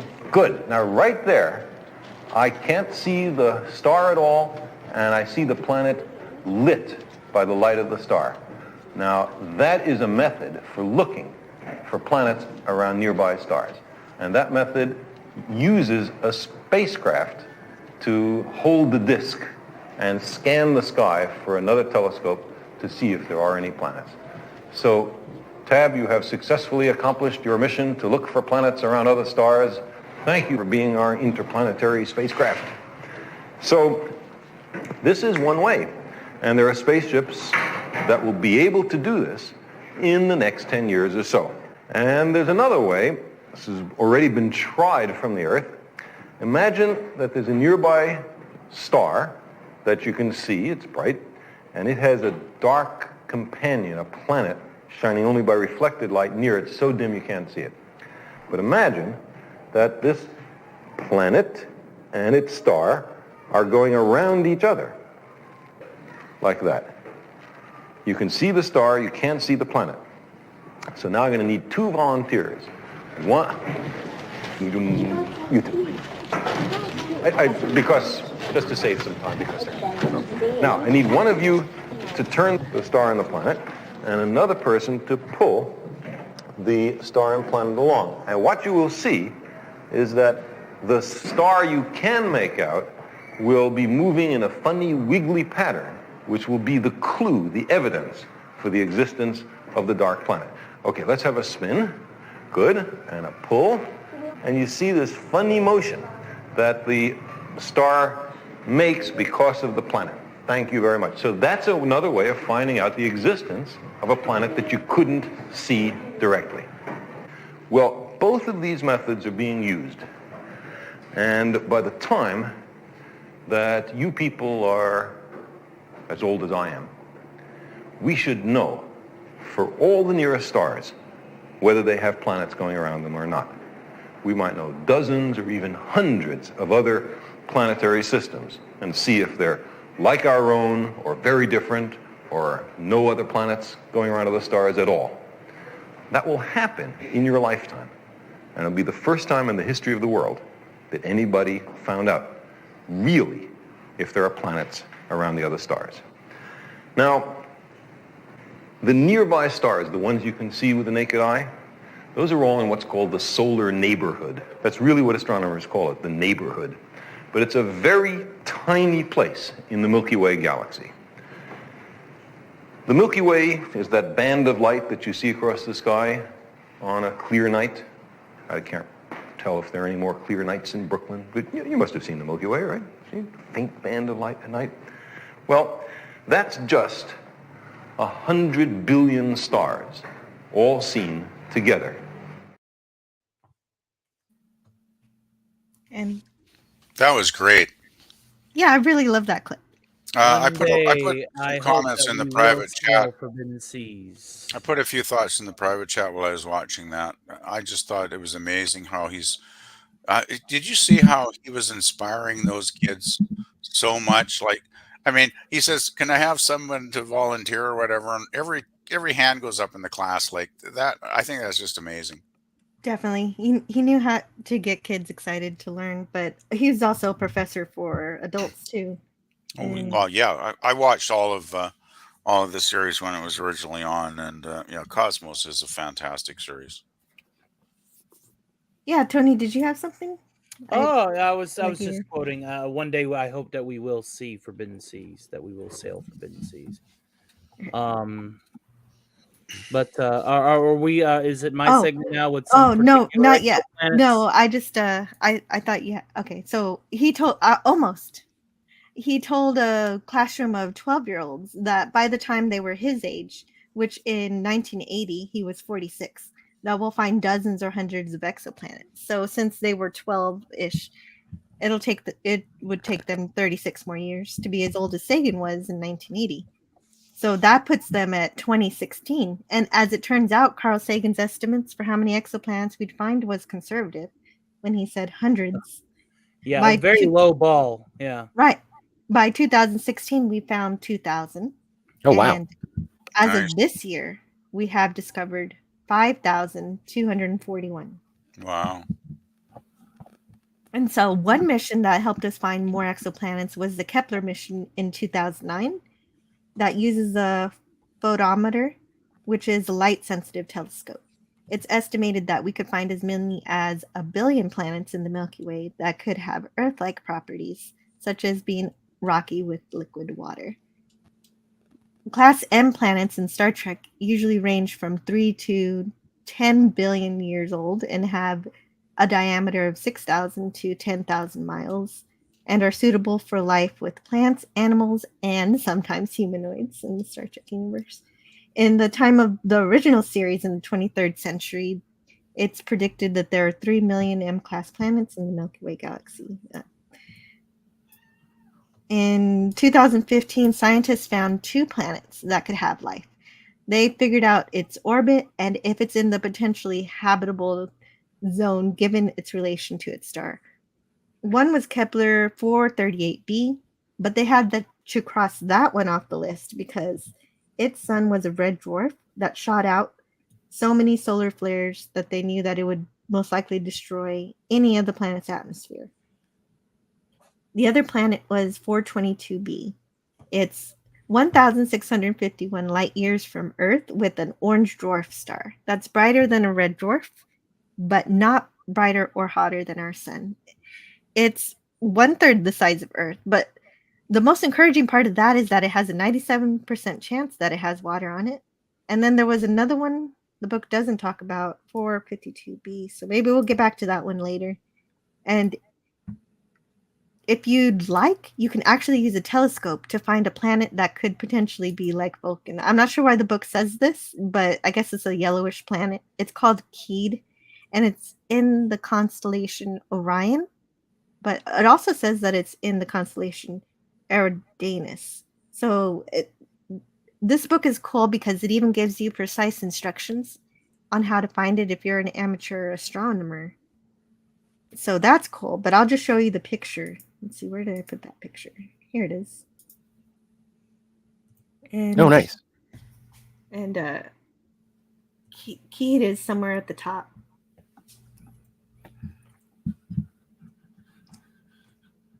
And so it's much more difficult to find planets like that. So much more commonly, it's easier to find other planets like gas giants. And we still don't have a safe way to explore the inner layers of gas giants. So in 2014, scientists at the National Ignition Facility, NIF, tried to recreate the massive pressures of a gas giant on Earth.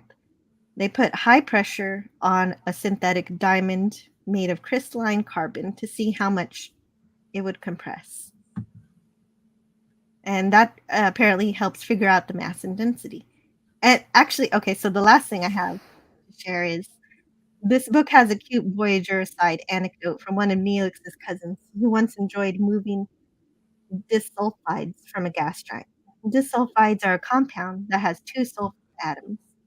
And Neelix's cousin enjoyed this because of the turbulence and also because these particular disulfides made him hallucinate.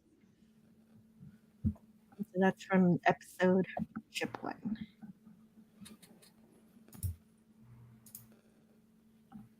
There you go. Thank you. You're welcome. Yeah, that was a lot of information, Jill. I know, I had a lot of information. Wow. And then there's a banana in that. Good research. Good research. But yeah, I know very little about this topic, so I probably won't be able to add much for the rest of the stream. Well, that's all right. It's I interesting, just like to learn about this. You said what? Oh, we found like 5,000 other planets now? Yeah, we've got 5,000 planets. 5,800-ish. I actually have a question. What are the closest, distance-wise, what are the closest planets that we might actually one day explore as the human race? I imagine they're quite a few light years away. The closest that I have on my notes is only 64 light years away. Oh, well, we'll get there in no time then. Yeah. Only a few thousand years at 1,000 miles an hour, which is roughly the estimate for the Proton rocket, the Falcon. So you'd have to have a multi-generational ship, basically, then. Mm-hmm. Or warp drive. Well, yeah, wouldn't it be nice to have warp drive? But do you guys honestly think we're ever going to have something like warp drive? Like, I'm not saying we won't, but because people have always underestimated their ability to advance technology, right? One of the disadvantages of being a terrestrial planet closer to its parent star is a very limited periodic table. That's true. Our metals are not designed to be able to do some of these extra physical, extraordinary things that you often see commonplace in sci-fi. And so, right, I didn't really look up the material structure that you would need in order to create a warp capable starship, but if you have, then I'll we should probably start with a power source for something of that caliber, and that is going to have to be at the very least a particle accelerator with a contained reaction, which would require a magnetic field of greater magnitude, or a series of cold fusion platinum-palladium reactors. Well, the cold fusion is going to be where we're gonna come up short. We haven't Yeah. quite discovered that yet. Yeah. But we do have the particle accelerator, so we're halfway Yeah. there. Admiral Teague says Cosmos likely won't get you a strike. PBS, it's PBS. All of us on it. Yeah. Public Oh, I hope broadcast. so. Yeah. I hope you're right. Captain Infinity says Sagan easily explains how everyone knew the Earth was round over 2,000 years ago. Yeah, that's right. I love that video about Aristophanes. Yeah, he figured out of the sextant mapping device. Yeah, he figured out the circumference of the Earth using sticks, shadows, and feet. Mm-hmm. Pretty damn smart fellow, I'd say. Definitely. Little Scotty says Carl Sagan did not break the law. He simply understood it. Oh, I was just say breaking the law in terms of playing a clip that could possibly get attention negatively, but Admiral Teague cleared that up. By the way, Scotty, that was a nice Judas Priest reference. I picked up on that. That was pretty cool. I was kind of hoping that Tony would pick up on the Beavis and Butthead reference.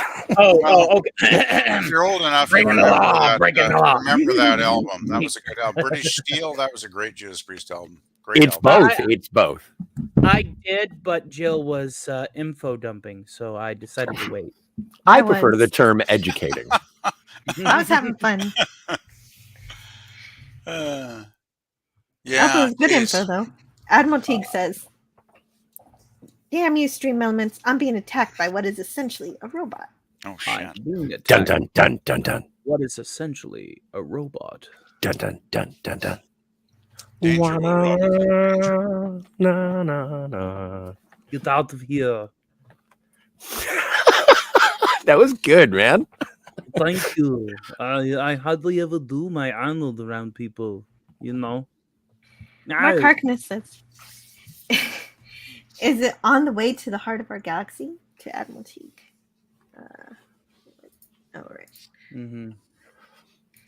Admiral Teague says it's headed to the most populated part of the Federation. Oh no! Stop the stream elements spot.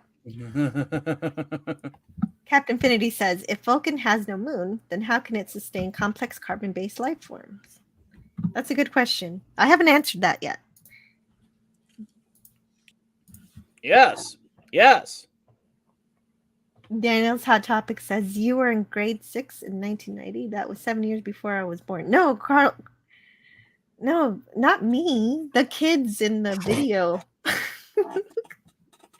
The kids in the video were in grade 6. Old? Oh, I wasn't born yet either. I was 2 in 87. in 80. No, in 80. In 80, I was 3 years prior to existing. Mm-hmm. Jeez, you guys are all kids. Uh-huh. Yeah, I'm as old as Back to the Future. Now I feel really old.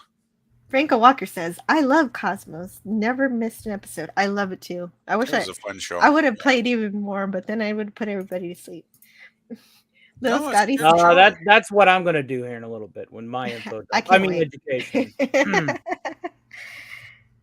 Sagan was close. Don't bash him. Oh no, you're right. He was really close. No, I just had fun. I had fun saying, you know, what the reality was after the fact. He was very close. I didn't feel like I was bashing him. Well, Sagan was working with the information he had back then, right? Right. So, you know. He made a great prediction. I think he got a lot of stuff in that series, you know, quite right from what I can remember, which is not much because I haven't seen the damn show in so long. But I love this show. It's so great. He seemed like he was pretty on target a lot of the time. The history and the science in it is perfect. Admiral Teague says the Cosmos historical documents might save us from the aliens from Omicron Persei 8. That's debatable.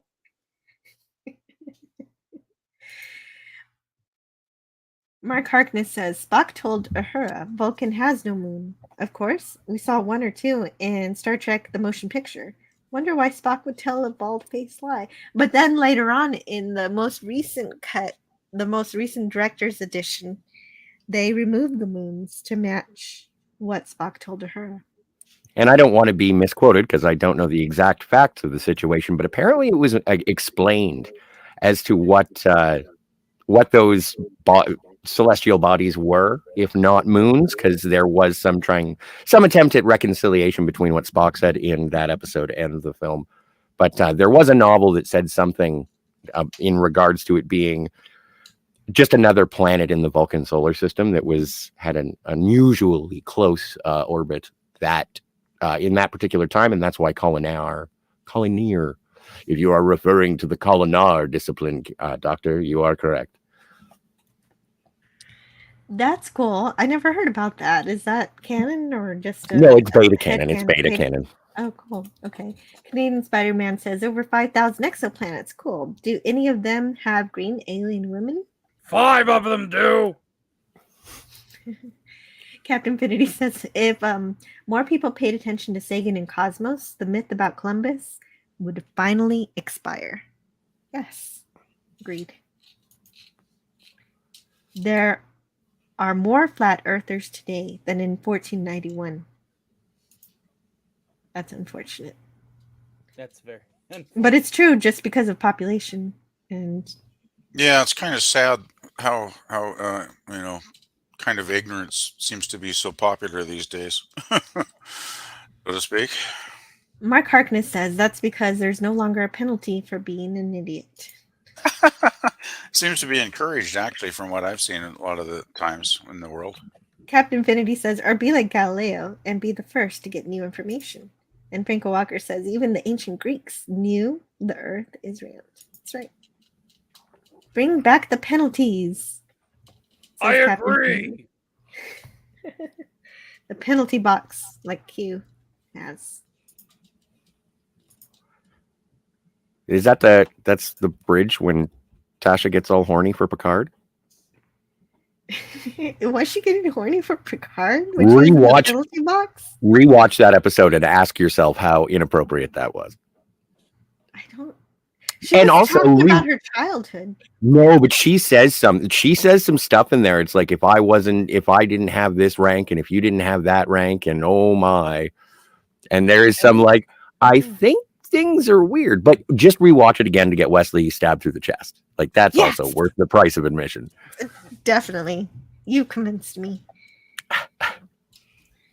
I enjoy seeing Wesley get stabbed for sure. Hey, another guy like Carl Sagan I'd like to mention, if it's okay, is Joseph Campbell and his Power of Myth series on PBS. Have any of you guys ever seen that one? I haven't checked that out yet. Thank you. Oh, Joseph Campbell is amazing. Like documentaries are my favorite. Yeah, I watched the series that they had on PBS, The Power of Myth, when it was broadcast way back when, and Joseph Campbell is incredible at putting together all the mythology, that we have as the human race from different cultures around the world, and he could kind of string them all together, in a way that was, fascinating. And it was like it kind of brought out the commonalities, even if cultures can appeared on the surface to be very different. How similar as humans we are, and he dug really deep into like Greek mythology, Roman mythology, Eastern that mythology. Sounds fantastic. Like Indian mythology, the whole thing, right, Jill? And that's kind of Carl Sagan does some of that and ties it into the scientific discoveries of humanity throughout history. Yeah, well, that's the thing is, cool. I found in common with Sagan and Campbell is they're both very, very, high intellects that could take very complex subject matter, whether it be science or mythology, and they could condense it into a accessible way where the average, person like myself could actually kind of grasp and understand it, at least on some level. That's the best part, is making science and history accessible to everybody.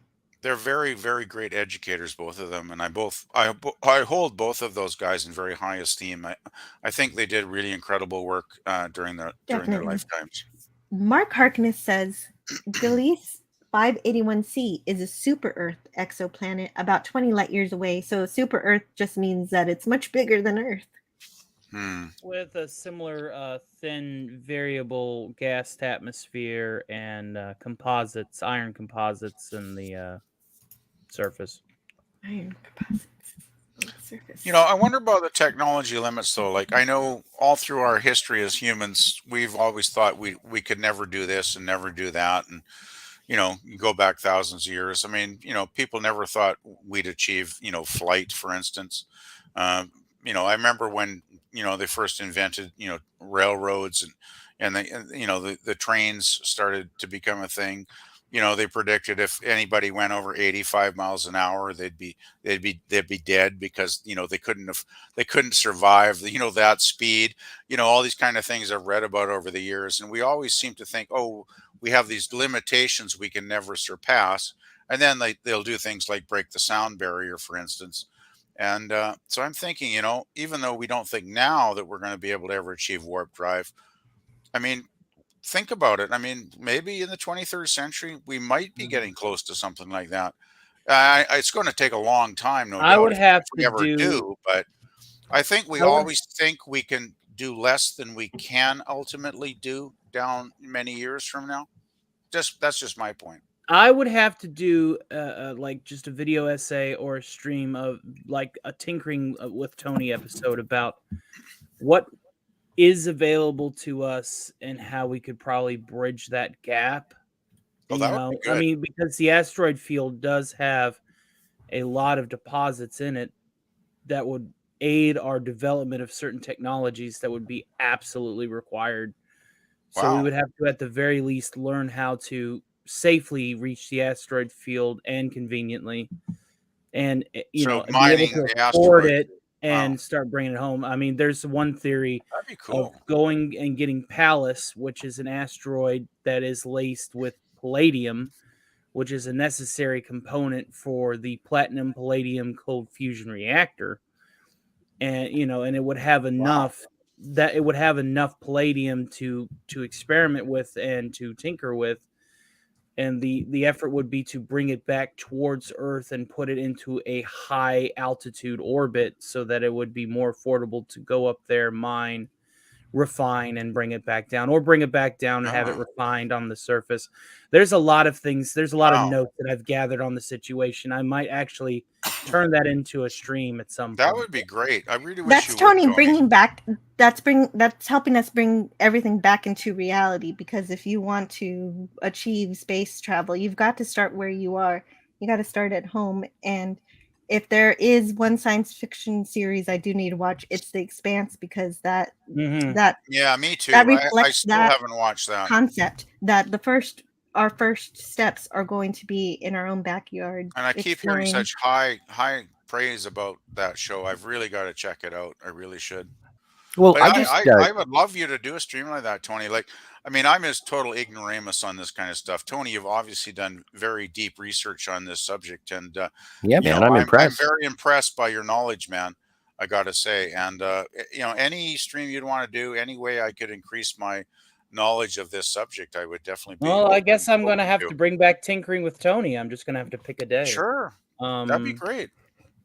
But in terms of modern science fiction, I was actually really pleased because I didn't think that For All Mankind was going to get a physical release, and I know I have access to watch it, but they are doing a Blu-ray release of that, and just to be able to see it, the evolution of it in an alternate history sort of fashion and fiction from a 20th century perspective, it's kind of it's intriguing to me. I haven't seen it, but I really, really want to. And that's where my channel is going after we finish with the original series. And I'm also going to cover Star Trek Continues, even though it's not canon, just for fun.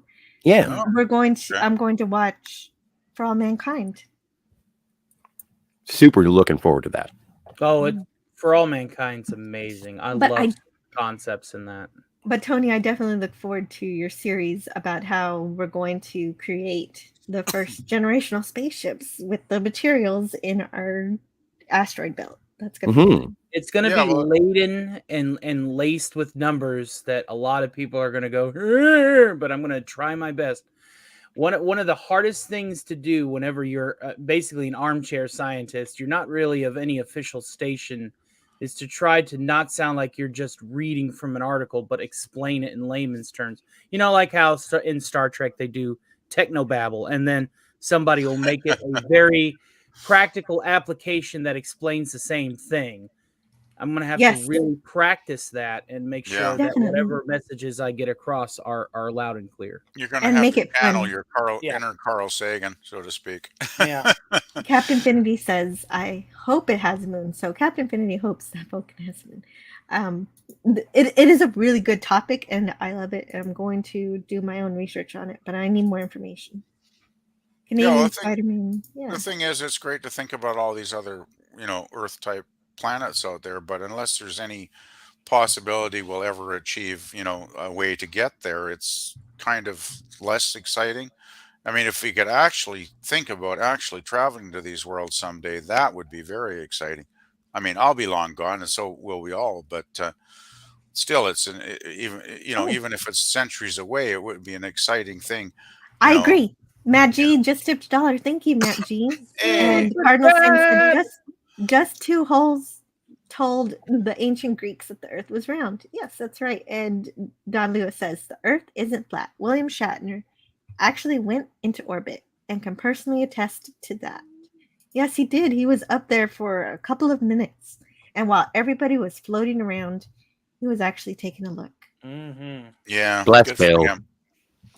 Yeah, Shatner's the man. I love Shatner. Shatner finally got to see a little bit of what his character has seen for 40 years, and I bet that was such a catharsis for him. Yeah, absolutely. Captain Infinity says, and we are definitely heliocentric, not geocentric. Copernicus was right. And our star is also not stationary, but core-centric to the rotation of the galaxy. The planet killer. There's always another z-axis. When dealing with three-dimensional vector physics, there's always a z-axis. Oh yeah, the planet killer from Doomsday Machine was a robot. Mm-hmm. Says Don Lewis. Wait, go back. Edge of Time makes me giggle so much. Why Earth so flat, baby Jesus? With the discus. Captain Infinity says, and that Julian calendar is out. Why are we celebrating the winter solstice in January? Baby Jesus.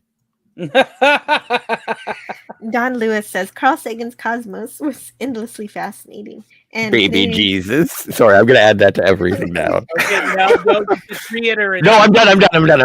I was old enough to know better in 1980, however, says Canadian Spider-Man.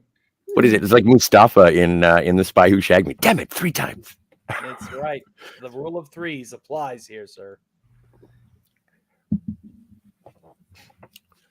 And Cardinal Sin says Delta Vega ain't no moon.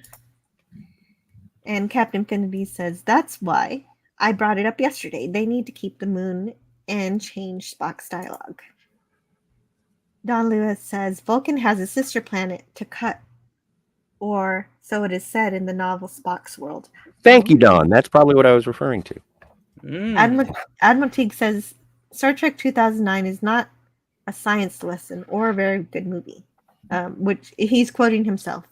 Admiral Teague. I mean, to be fair, yes, you're correct. On all instances, guys. Well, how much time have you got, Jill? Because I got 10 exoplanets lined up, and I'm having a feeling that we're probably only going to get through 4. Okay, let me speed through this. Beta canon, there are no degrees of canon. Something happens. And I think Vulcan has... Just to address that briefly, beta canon is anything that is in a novel or a comic book, video game, or animated, and anything that is live action on screen is alpha canon. So there is a difference. Trans-canonical all day long.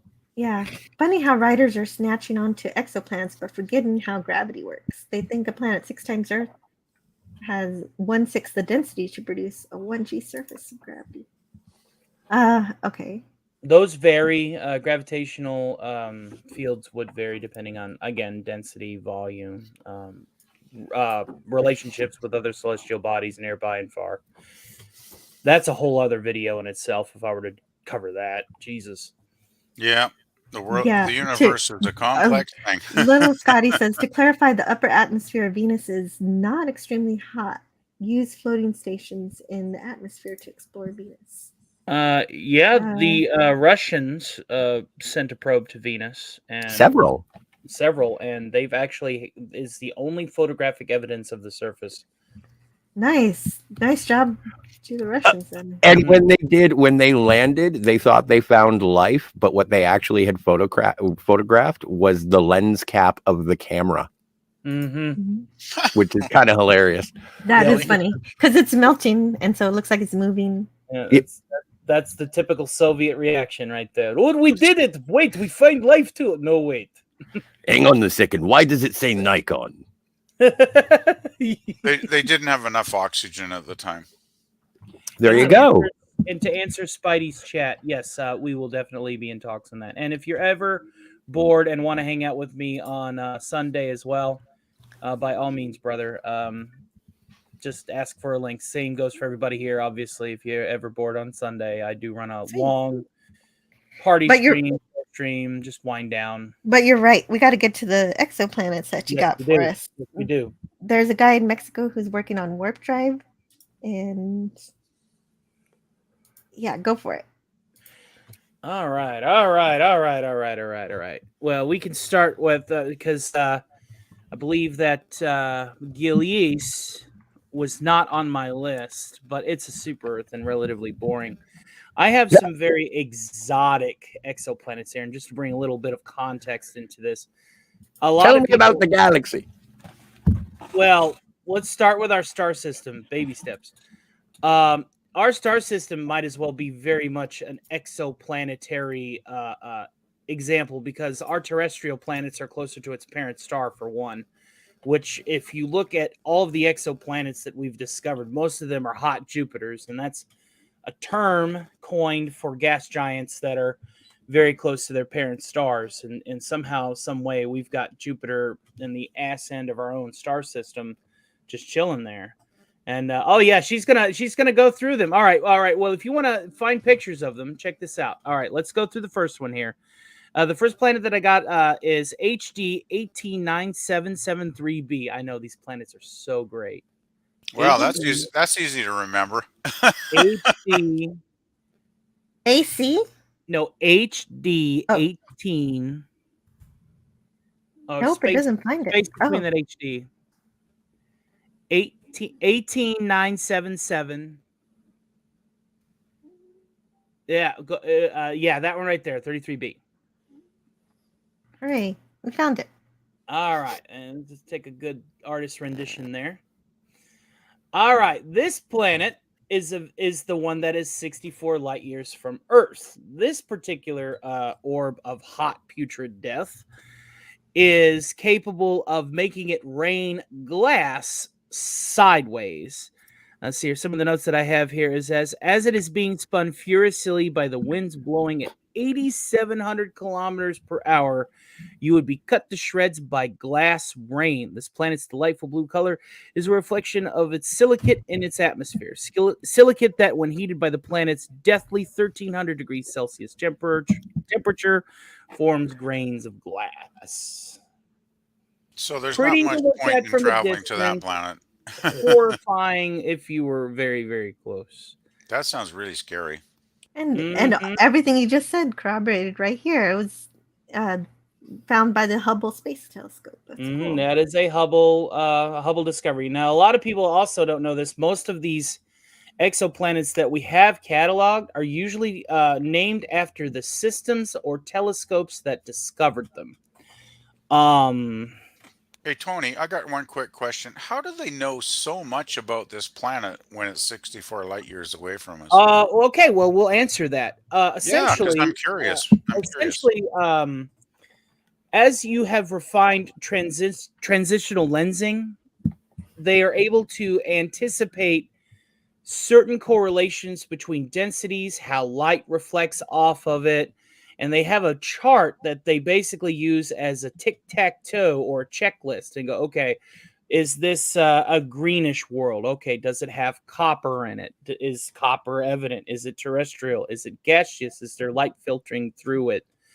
And they correlate the data also with the position of the world next to its star, the speed of which the transitional lensing occurred, so that they could calculate orbital speed and rotation. It's all a series of numbers, and it's a big matrix. It's a matrix graph setup. And Jill here is a mathematician. She knows all about matrices. And they basically correlate this into a computer, and it comes up with its best estimate, and goes, okay, this is what we think it is. And then after a few more physical observations, they can confirm, at least with some certainty, like 80 to 90% certainty, that this is the composition of the planet, or this Fantastic. is the rotational speed of the planet. Yeah. Oh, Jill, can you put a link to this website in Yeah, you at can least find in it the all on private NASA. chat? It's Everyone- NASA. Yeah, it's Oh, NASA. NASA. Okay, I see that now. Yeah, it's easy peasy lemon squeezy. They're all there. Exoplanet exploration. Got it. But yeah, I want to really check this out. This is fascinating. I never even knew this website existed. Wow. Let's Very cool. let's Thanks, find Jill. the welcome. mini. Called this one the mini black hole. Oh, cool. Yeah, Okay. this is called the mini black hole, not because of its gravitational field, but because of its ability to absorb all light. The name of the planet's designation is capital TRES hyphen 2b. Oh, I see it. Right there. Okay. And this planet is about 1.5 half times the size of Jupiter. It orbits a star some 750 light years away in the direction of the constellation Draco, and its darkest planet or moon ever discovered. It is darker than the blackest lump of coal, than the acrylic paint that you might paint with. It is ridiculous how dark this planet is. And there's a lot of Can't even see it. conjectures, but nothing confirmed yet as to the reason why this thing is capable of trapping that much light, and it only being that big. Because of the, it's almost as dark as space itself, so you can't really see it except for the shininess that it's put to show that it's a sphere here. The glazing of the reflectivity of the you can go ahead and look up the system. I didn't write anything about its star system, but it's this planet is a particularly interesting one, not just because of it, but it also confirms the existence of black asteroids, which would be an arch nemesis to any budding spacefaring civilization, because if you can't even read the light wave, the light waves off of it, if you can't even identify it, then how are we supposed to be able to identify objects that are as small as asteroids zipping around that are made of the same material? How would you be able to have a radar that would be able to detect incoming debris of that caliber? Also, hello to Cam and hello Cam. Oh, hi, Donnie. And Donnie Pearson, the guardian of the grid. More phenomenal. Well, that sounds like another planet that we'd never even bother going to. Because... Don Lewis says Tress 2b looks more like a wannabe black hole. Yeah, exactly. Well, the thing is, we could never survive on a planet like that, because without sun, you could never grow crops and you could never sustain a human population, right? So Anonymous says it's hell. Yeah, Anonymous says that's where all the bad people go. It's hell. There's where the devil is. Probably no, Captain no Finity says holidays on there. There's more in this universe than is dreamt of in your philosophy. So what's our next planet? Let's see here. I'm torn because I'm going to do about 4 or 5 of these. Can we have one where we might actually survive on? No, I don't mind. No, what's fun about No. I'm not asteroids saying. that I'm we just saying. can't Is there live any hope? Like, is there any planets out there that are a little bit like Earth? Let's go with 55. Yeah, because I already talked about some of them. Capital CANCRIE. Canker? Which one? Cancri. This one? Yes, this is actually an exoplanet that is in orbit around very much a phase star like our own, a middle-aged phase star. It is the first super Earth discovered around a main sequence. This is the one you mentioned earlier. I had this also written down. Oh, But cool. the cool thing about this is it was thought to be so abundant in carbon that thanks to the immense pressure and the average 2,700 degrees Celsius temperatures, its interior is one big diamond. Oh, this is the diamond world. That's This great. is the I had diamond. heard of that one. Yeah. Very Yeah, cool. and that's the planet Dr. Smith would really like to get to. Oh, not that iteration of Dr. Smith, please. He loves No. diamonds. No. But yeah, that's no, only 41, no. 41 light years away. That's close. That's really close to us. All right. But yeah, that is the proverbial diamond in the rough. You see what I Yeah, did it's got there? a molten surface, But completely uninhabitable. it's too hot. So yeah, once Mhm. again, we couldn't live there. Also very no. close to I'm us. okay. relatively I'm okay with speaking. us looking at planets we can't live This on. is cool though. I'm really enjoying this. This Well, is thank awesome. you, man. thank you. Let's go with one that was discovered by the Kelt system, Kelt 9b. The reason why I went with this one is because it is the hottest on record. Wow, it won't come up. Kelt Could it- hyphen 9b, right there.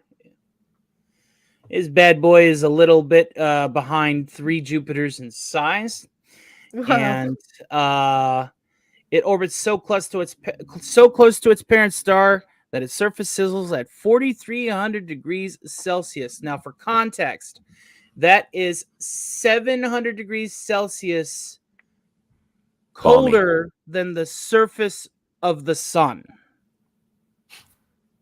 Well, you could definitely cook bacon on that planet. It's so actually it's a Jewish planet. They don't allow bacon. Yeah, it's not kosher. Exactly. It is so hot. So you've that it actually has- researched that, Scotty. I've been there. It is. I so have a summer hot. home. It is so hot that the heavy metals of iron and titanium would be in its atmosphere as a gas. Wow, so not even just liquid Oh, gas. oh, That oh, is wild. Wow. And there are so That's- many of these gas planets that are failed stars that are just so close to being stars. Mhm. That's That's one thing I like mind-boggling. about one of the concepts I liked, even though the movie was inferior to the first, was in 2010 whenever they fused Jupiter into a star because it was just so close to becoming one on its own. Oh, 2010, the year we make contact. Nice. The year we make contact. I've been inspired by science fiction for a long time. I never show this side of me. I just do cartoon voices and sing songs. But I'm glad I'm nerding out a little bit. I'm glad I'm nerding out a little bit. All right, we're gonna do one more. You should do more of this, Right. Tony. We're gonna think you do one should some more, streams and about this. this one's also a very hot world. But the thing I like about it is just how it orbits its star, and the length of its daytime. HATP 7b. Yeah, there it is. 7b. Hot pay. Hot P. I was going to say pay because hot pea sounds bad. Is that on there? It's a hyphen. It should be Yeah. there. 7. There it is. Not 77. And this was one of the earliest ones we discovered too. The HAT P7b is larger than Jupiter and has an orbital plane of 108 degrees relative to its host star, meaning that it's literally like a cue ball on a pool table. It's rolling on its side. Mm-hmm. So its daytime is so it's almost completely locked, like something in tidal orbit would be. It orbits the star so close that a year in this world is less than 3 days. So this 3 bitch days. be flying. This bitch be flying. Wow, I thought my years were going by fast. Wow, think In about fact- what they do with income tax on that world, eh? Man, you'd be screwed. Yeah. It's about You gotta pay your taxes every 3 days. Yeah, it's about as close to its parent star. It's 20 times closer to it than ours. So, I mean, it's technically less distance traveled, but, during the daytime, temperatures reach at about 2,200. That's hotter than many stars, but then also one of the darkest known worlds. Okay, yeah, that was my segue into the wannabe black hole as it was going. And Oh, that's yeah. just a few that I had. No, these are great. Cobbled These together. are. Can you that I squeeze one thought more of. in? I'm really enjoying I'll this. squeeze one more in. Yeah, let's see here.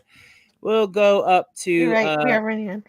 Yeah, we'll go up to the one that is dying. From the Yay! This little guy. Genesis. Anyway, It's definitely the Genesis. This is a good one to go out on. What's it called? 12B. Well, if you're gonna Pisces go out, you might as 12B. well go out dying, right? Yeah, in a blaze of glory, literally. No, that would be fun. WASP-12B.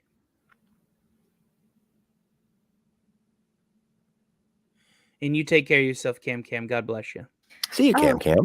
See you later, Cam. Thank you for watching the chat for me.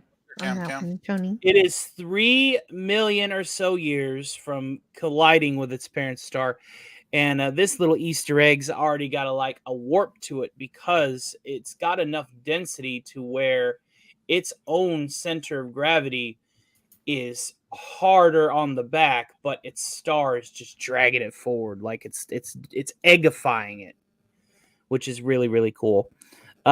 It's located about 600 light years away in the Auriga constellation, and it has begun its wobbling and its distortion, obviously, under the spell of the star's gravity. And it's also, the swelling is also due to some of its radiation issues. It's a lot of radiation. This is another dark one. Yep.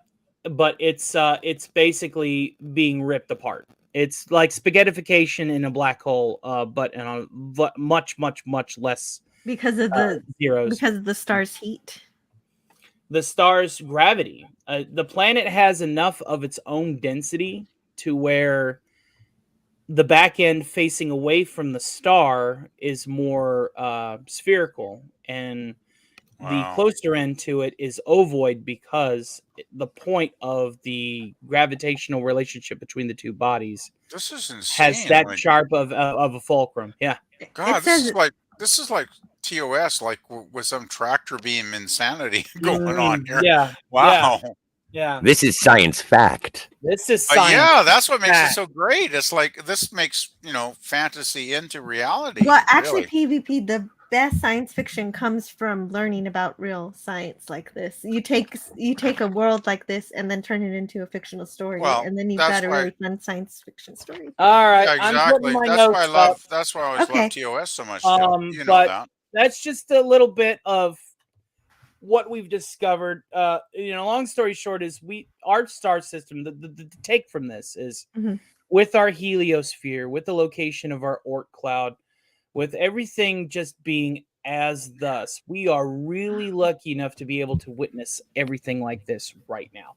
Oh, and now it's a Herculean amount of numbers for our star system to be as much of an extraordinary phenomenon as these planets and in their star systems is completely unreal. It's a wild, wacky universe out there, and we've only scratched the very, very surface area of it. So. Right, so much to explore because we're just so used to looking at our own solar system, and it's so neat to see all of these worlds that are so vastly different than us. We're so fortunate to be alive in the present day. Like, we must be one of the most blessed generations as far as having access to knowledge. Because I can remember when I was born, the Russians had just launched Sputnik, right? Which was a huge story back then, because it's like, oh my God, the Russians are into space, and that started the space race, of course. And in that time, I've seen Sputnik, I've seen black and white TV switch to color. I've seen no cable to cable. I've seen VCRs come into existence, and then the internet, and now we're getting all this cool information about other planets. And it's like, my God, I mean, in the short time I've been alive, even the human race has advanced so immensely. I feel blessed to be alive in this time. Because can you imagine being alive like 2,000 years ago when basically nothing happened in your entire lifetime? Absolutely. I'd say that we could have gone on another hour with this topic because it's so much fun. I would have run out of notes. I would love to. But we had a whole. I have to leave in 5 or 10 minutes anyway. We do. I have an appointment at 1:30. Spin a roulette wheel and be like, and the winner is. I just feel so blessed though. Like, God, guys, we're so lucky to be alive in such an amazing time And think true. about this. I mean, Agreed. 20 years ago, we couldn't have got together like we are right now on the internet and had this chat. It didn't exist, right? Right, exactly. It's like But it's I do amazing. have some chat. I want to say goodbye Go for it. to Go for it. everybody because I do have to get out of here. Yeah, me too. Little Scotty says we will stretch. Exoplanets will stretch our imaginations. Reality is the greatest creator of what is possible. Reality may be beyond imagination. Yes. Yeah. It's not a Reality is maybe. great. It's definitely beyond Yeah, imagination. I agree. I agree. Mhm. Yes. And Captain Finity is saying he's going live, and Lateague is going live. So lots of fun stuff going on this Friday and later tonight. Of course, Doomcock will be going live on his Overlord DVD channel. What a lively Friday. Yeah. Well, It'll be Friday's fun. probably the best day to get lively if you're not working. Well, you got to get down on Friday. Oh, I'm No. going to get down. Thanks, I'll get Jill. down tonight, baby. The nerdier, Call the you that, better. Scotty. Sorry. Mhm. The nerdier, the better, Don Lewis says. I agree. Me too. 100%. Well, I'm Yeah, happy to have brought some of nerdy is the. good. I'm happy to have brought some awareness to some of the most exotic exoplanets out there. Yes, thank you. Oh, I love the exoplanets. They were awesome. I just wish there was like maybe even one that we might actually survive on, but that's probably for a later stream. So I loved it, But Tony. that That just was great, makes man. it makes our existence that much more remarkable. Well, you know, Hey, hey, well, HK47. Hail to the HK Forta Savon. HK47. What it made me think about though, Tony, is are we not lucky to be on the perfect planet, just the right distance away from the sun, where we're not getting, cooked to death and we're not freezing to death, and we got this nice little, 4 seasons that we go around the orbit, and That's actually the we can freak grow weather. food, and I mean, Oh, are we what a not actually the night. very freak weather. very fortunate though to be, to be in the perfect position in the solar system, so to speak? Like, But let's go ahead and have Jill do her chat yeah, round. go for it, Joe. I'll shut up now. Oh, wait. Oh, that's not the right one. What was it? Is Wolf 359 an exoplanet? That was a big What? space battle, was it not? Well, no, because I did. I saw a bunch of when I was looking at the wolf. Did you see wolf? Wasn't that There where were wolves. Cisco's There were wife a bunch got of killed? wolves. That Oh, was I where thought you were Cisco's joking. wife killed. No, not at all. Where is it? Anyway, you keep with the chat, and I'll see if I can find where the Borg battle was. I mean, we should also probably at No. some point discuss Messier objects. I mean, No, because- I'm getting so distracted by this. Yeah. I can't end the live stream because this is too Okay, big. I'm getting confused now. Well, Well, what a Messier object is the astronomer Messier. He cataloged a lot of the little like fuzzy objects in the Milky Way galaxy and all that stuff, and gave them all a number. And so we've pointed our that was one of the first things we pointed our high power telescopes towards to get better views of was To the yeah. asteroids. Cool. Edge of Time says, I read a story about a planet that was half light and half dark because it quit spinning, from Heavy Metal magazine. Nice. I like heavy metal. Hello, Hostman Socrates, HK47. G'day. That was a good magazine back in the day. Wolf 359 is a red dwarf star located in the constellation Leo.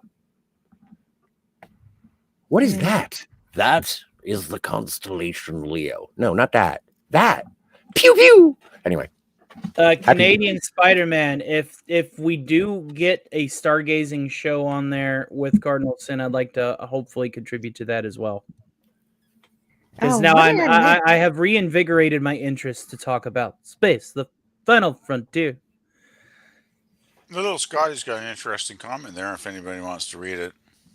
Well, you be my guest. Evolution is our prison maker. We evolved on Earth, but other worlds will be hostile to us unless the world is exactly like Earth. I take a little bit of exception with that. I don't think another world would have to be exactly like Earth. I think if the gravity was slightly different or the oxygen, nitrogen, mix was slightly different, we might still be able to survive and thrive. But Well, I agree though. His points atmospherically basically speaking, sound. It would have to be close to an Earth type planet for us to live. atmospherically speaking, all you would really need to do to cycle breathable air is have your basic air composite within your colony first, and then just have some electrolysis pools constantly repopulating oxygen, from the water. We call them shake and bake colonies. Yes, electrolysis pools is basically you have a pool of water and you electrify it, and the charge in the water over time causes the oxygen atoms to leave the pool of water and create new sources of oxygen. At least until you have enough plants to naturally photosynthesize on their own and recycle. Exactly. Yeah. But we still have to have a planet relatively similar to Earth to have a chance. Here's a possible one. Go get on your spaceship, PvP, and go check out Kepler 452. I wish I had a spaceship, Joe. Get the hell off this planet. Hey, are you telling me I should leave? I'm gonna discover my own planet with blackjack and hookers. Anyway, we actually do have to leave now. I have an appointment in 25 minutes, so I do have to leave very soon. Let us expedite our departure. I will exo leave very soon. Thank you guys for talking to me about exoplanets and UFO and all this other stuff. This is awesome. Thank you again for a lovely tea time. Thank you, everybody. Jill. Have a wonderful Friday. Always fun. Oh, that's right. Everybody have fun tonight. Everybody Wang Chung tonight. That's a good song. What are you doing? What I'm doing, what am I doing? On Tuesday, I will be joining Jill and hopefully pop culture curator, Lord willing, that we will be talking about Friday's Child with Catwoman. And then Wednesday, going to be talking about Spider-Man 3, the finale of the Raimi trilogy. Jill and I are going to be talking about Picard season 3 episodes 9 and 10 next Thursday, and then I don't know what I'm gonna. That's enough. That's pretty good. I'm an internet hobo. Thursday. That's a lot. You got the whole week. Yeah, good job. What do you got, Tony?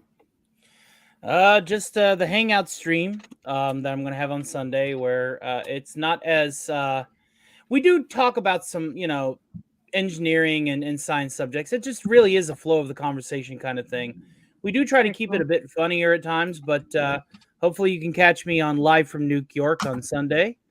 I have to finish my time travel video.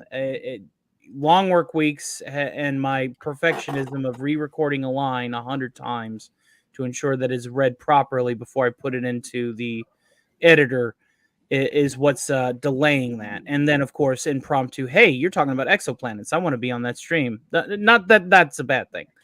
But that video will be coming out at some point. I want to give a shout out to Admiral Teague. He's doing hard work in saving Star Trek. I want to give a shout out to you, Jill, to Scotty. You guys are great. Shout out to Cardinal Sin. I do need to do an unboxing of some loot that he recently got sent to me.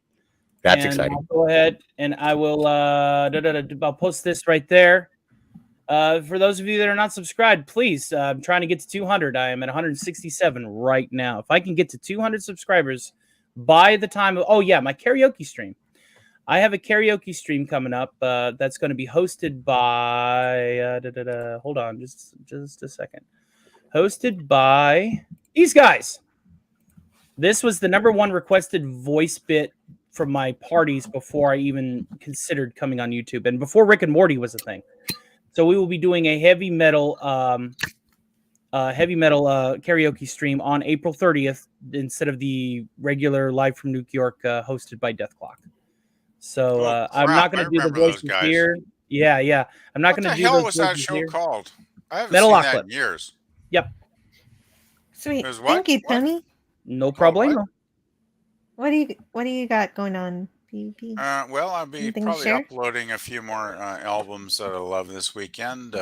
One of them I'm planning to upload probably today or tomorrow is David Bowie's album Aladdin Sane, which will be 50 years old, I believe, on April 19th. So that anniversary is coming up very soon. It's an incredible album. Hard rock and stuff. That was the album where Bowie added the pianist Mike Garson to his arsenal, and Mike Garson's piano on that album is absolutely fantastic. If you've never heard it, the title track, Aladdin Sane, Garson just has this solo halfway through the song, which is absolutely insane. It's so free form. Well, Garson was a jazz pianist that had never heard of Bowie. And when Bowie actually contacted him and said, "Hey, man, come join my band," right? And so basically, Bowie said, "Just play it the way you feel it, man. Just go with the flow, let it rip." And Garson's solo in that song is so incredible and so weird and wild. It's probably the best bit of piano I've ever heard. So yeah, that's one I will be adding this weekend, and hoping to be soon on a live stream. I still got to work out some technical stuff, but yeah, I should be doing live hopefully within 2 or 3 weeks. Great. Great. That's awesome. Okay, so then PvP, could you please read this for us and it'll take us out? Okay, let's make like hockey and get the puck out of here. I really wish they'd let us play music up here. Make these long trips go by a lot faster. It's against regulations. Yeah, I never understood that. They just don't want us having a dance party when a proximity alert goes off. See, that's a dumb reason. Because we'd already be on our feet, ready for action.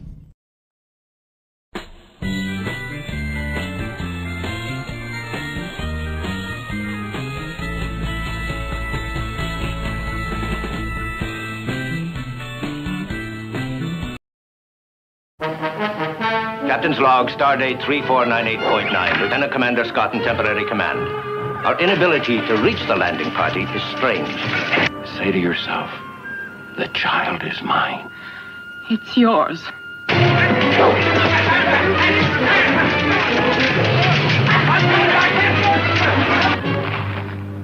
You will not touch me in that manner.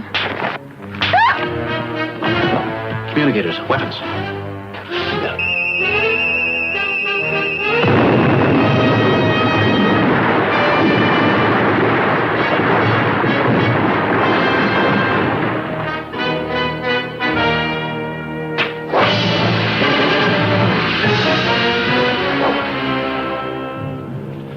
Sound battle stations.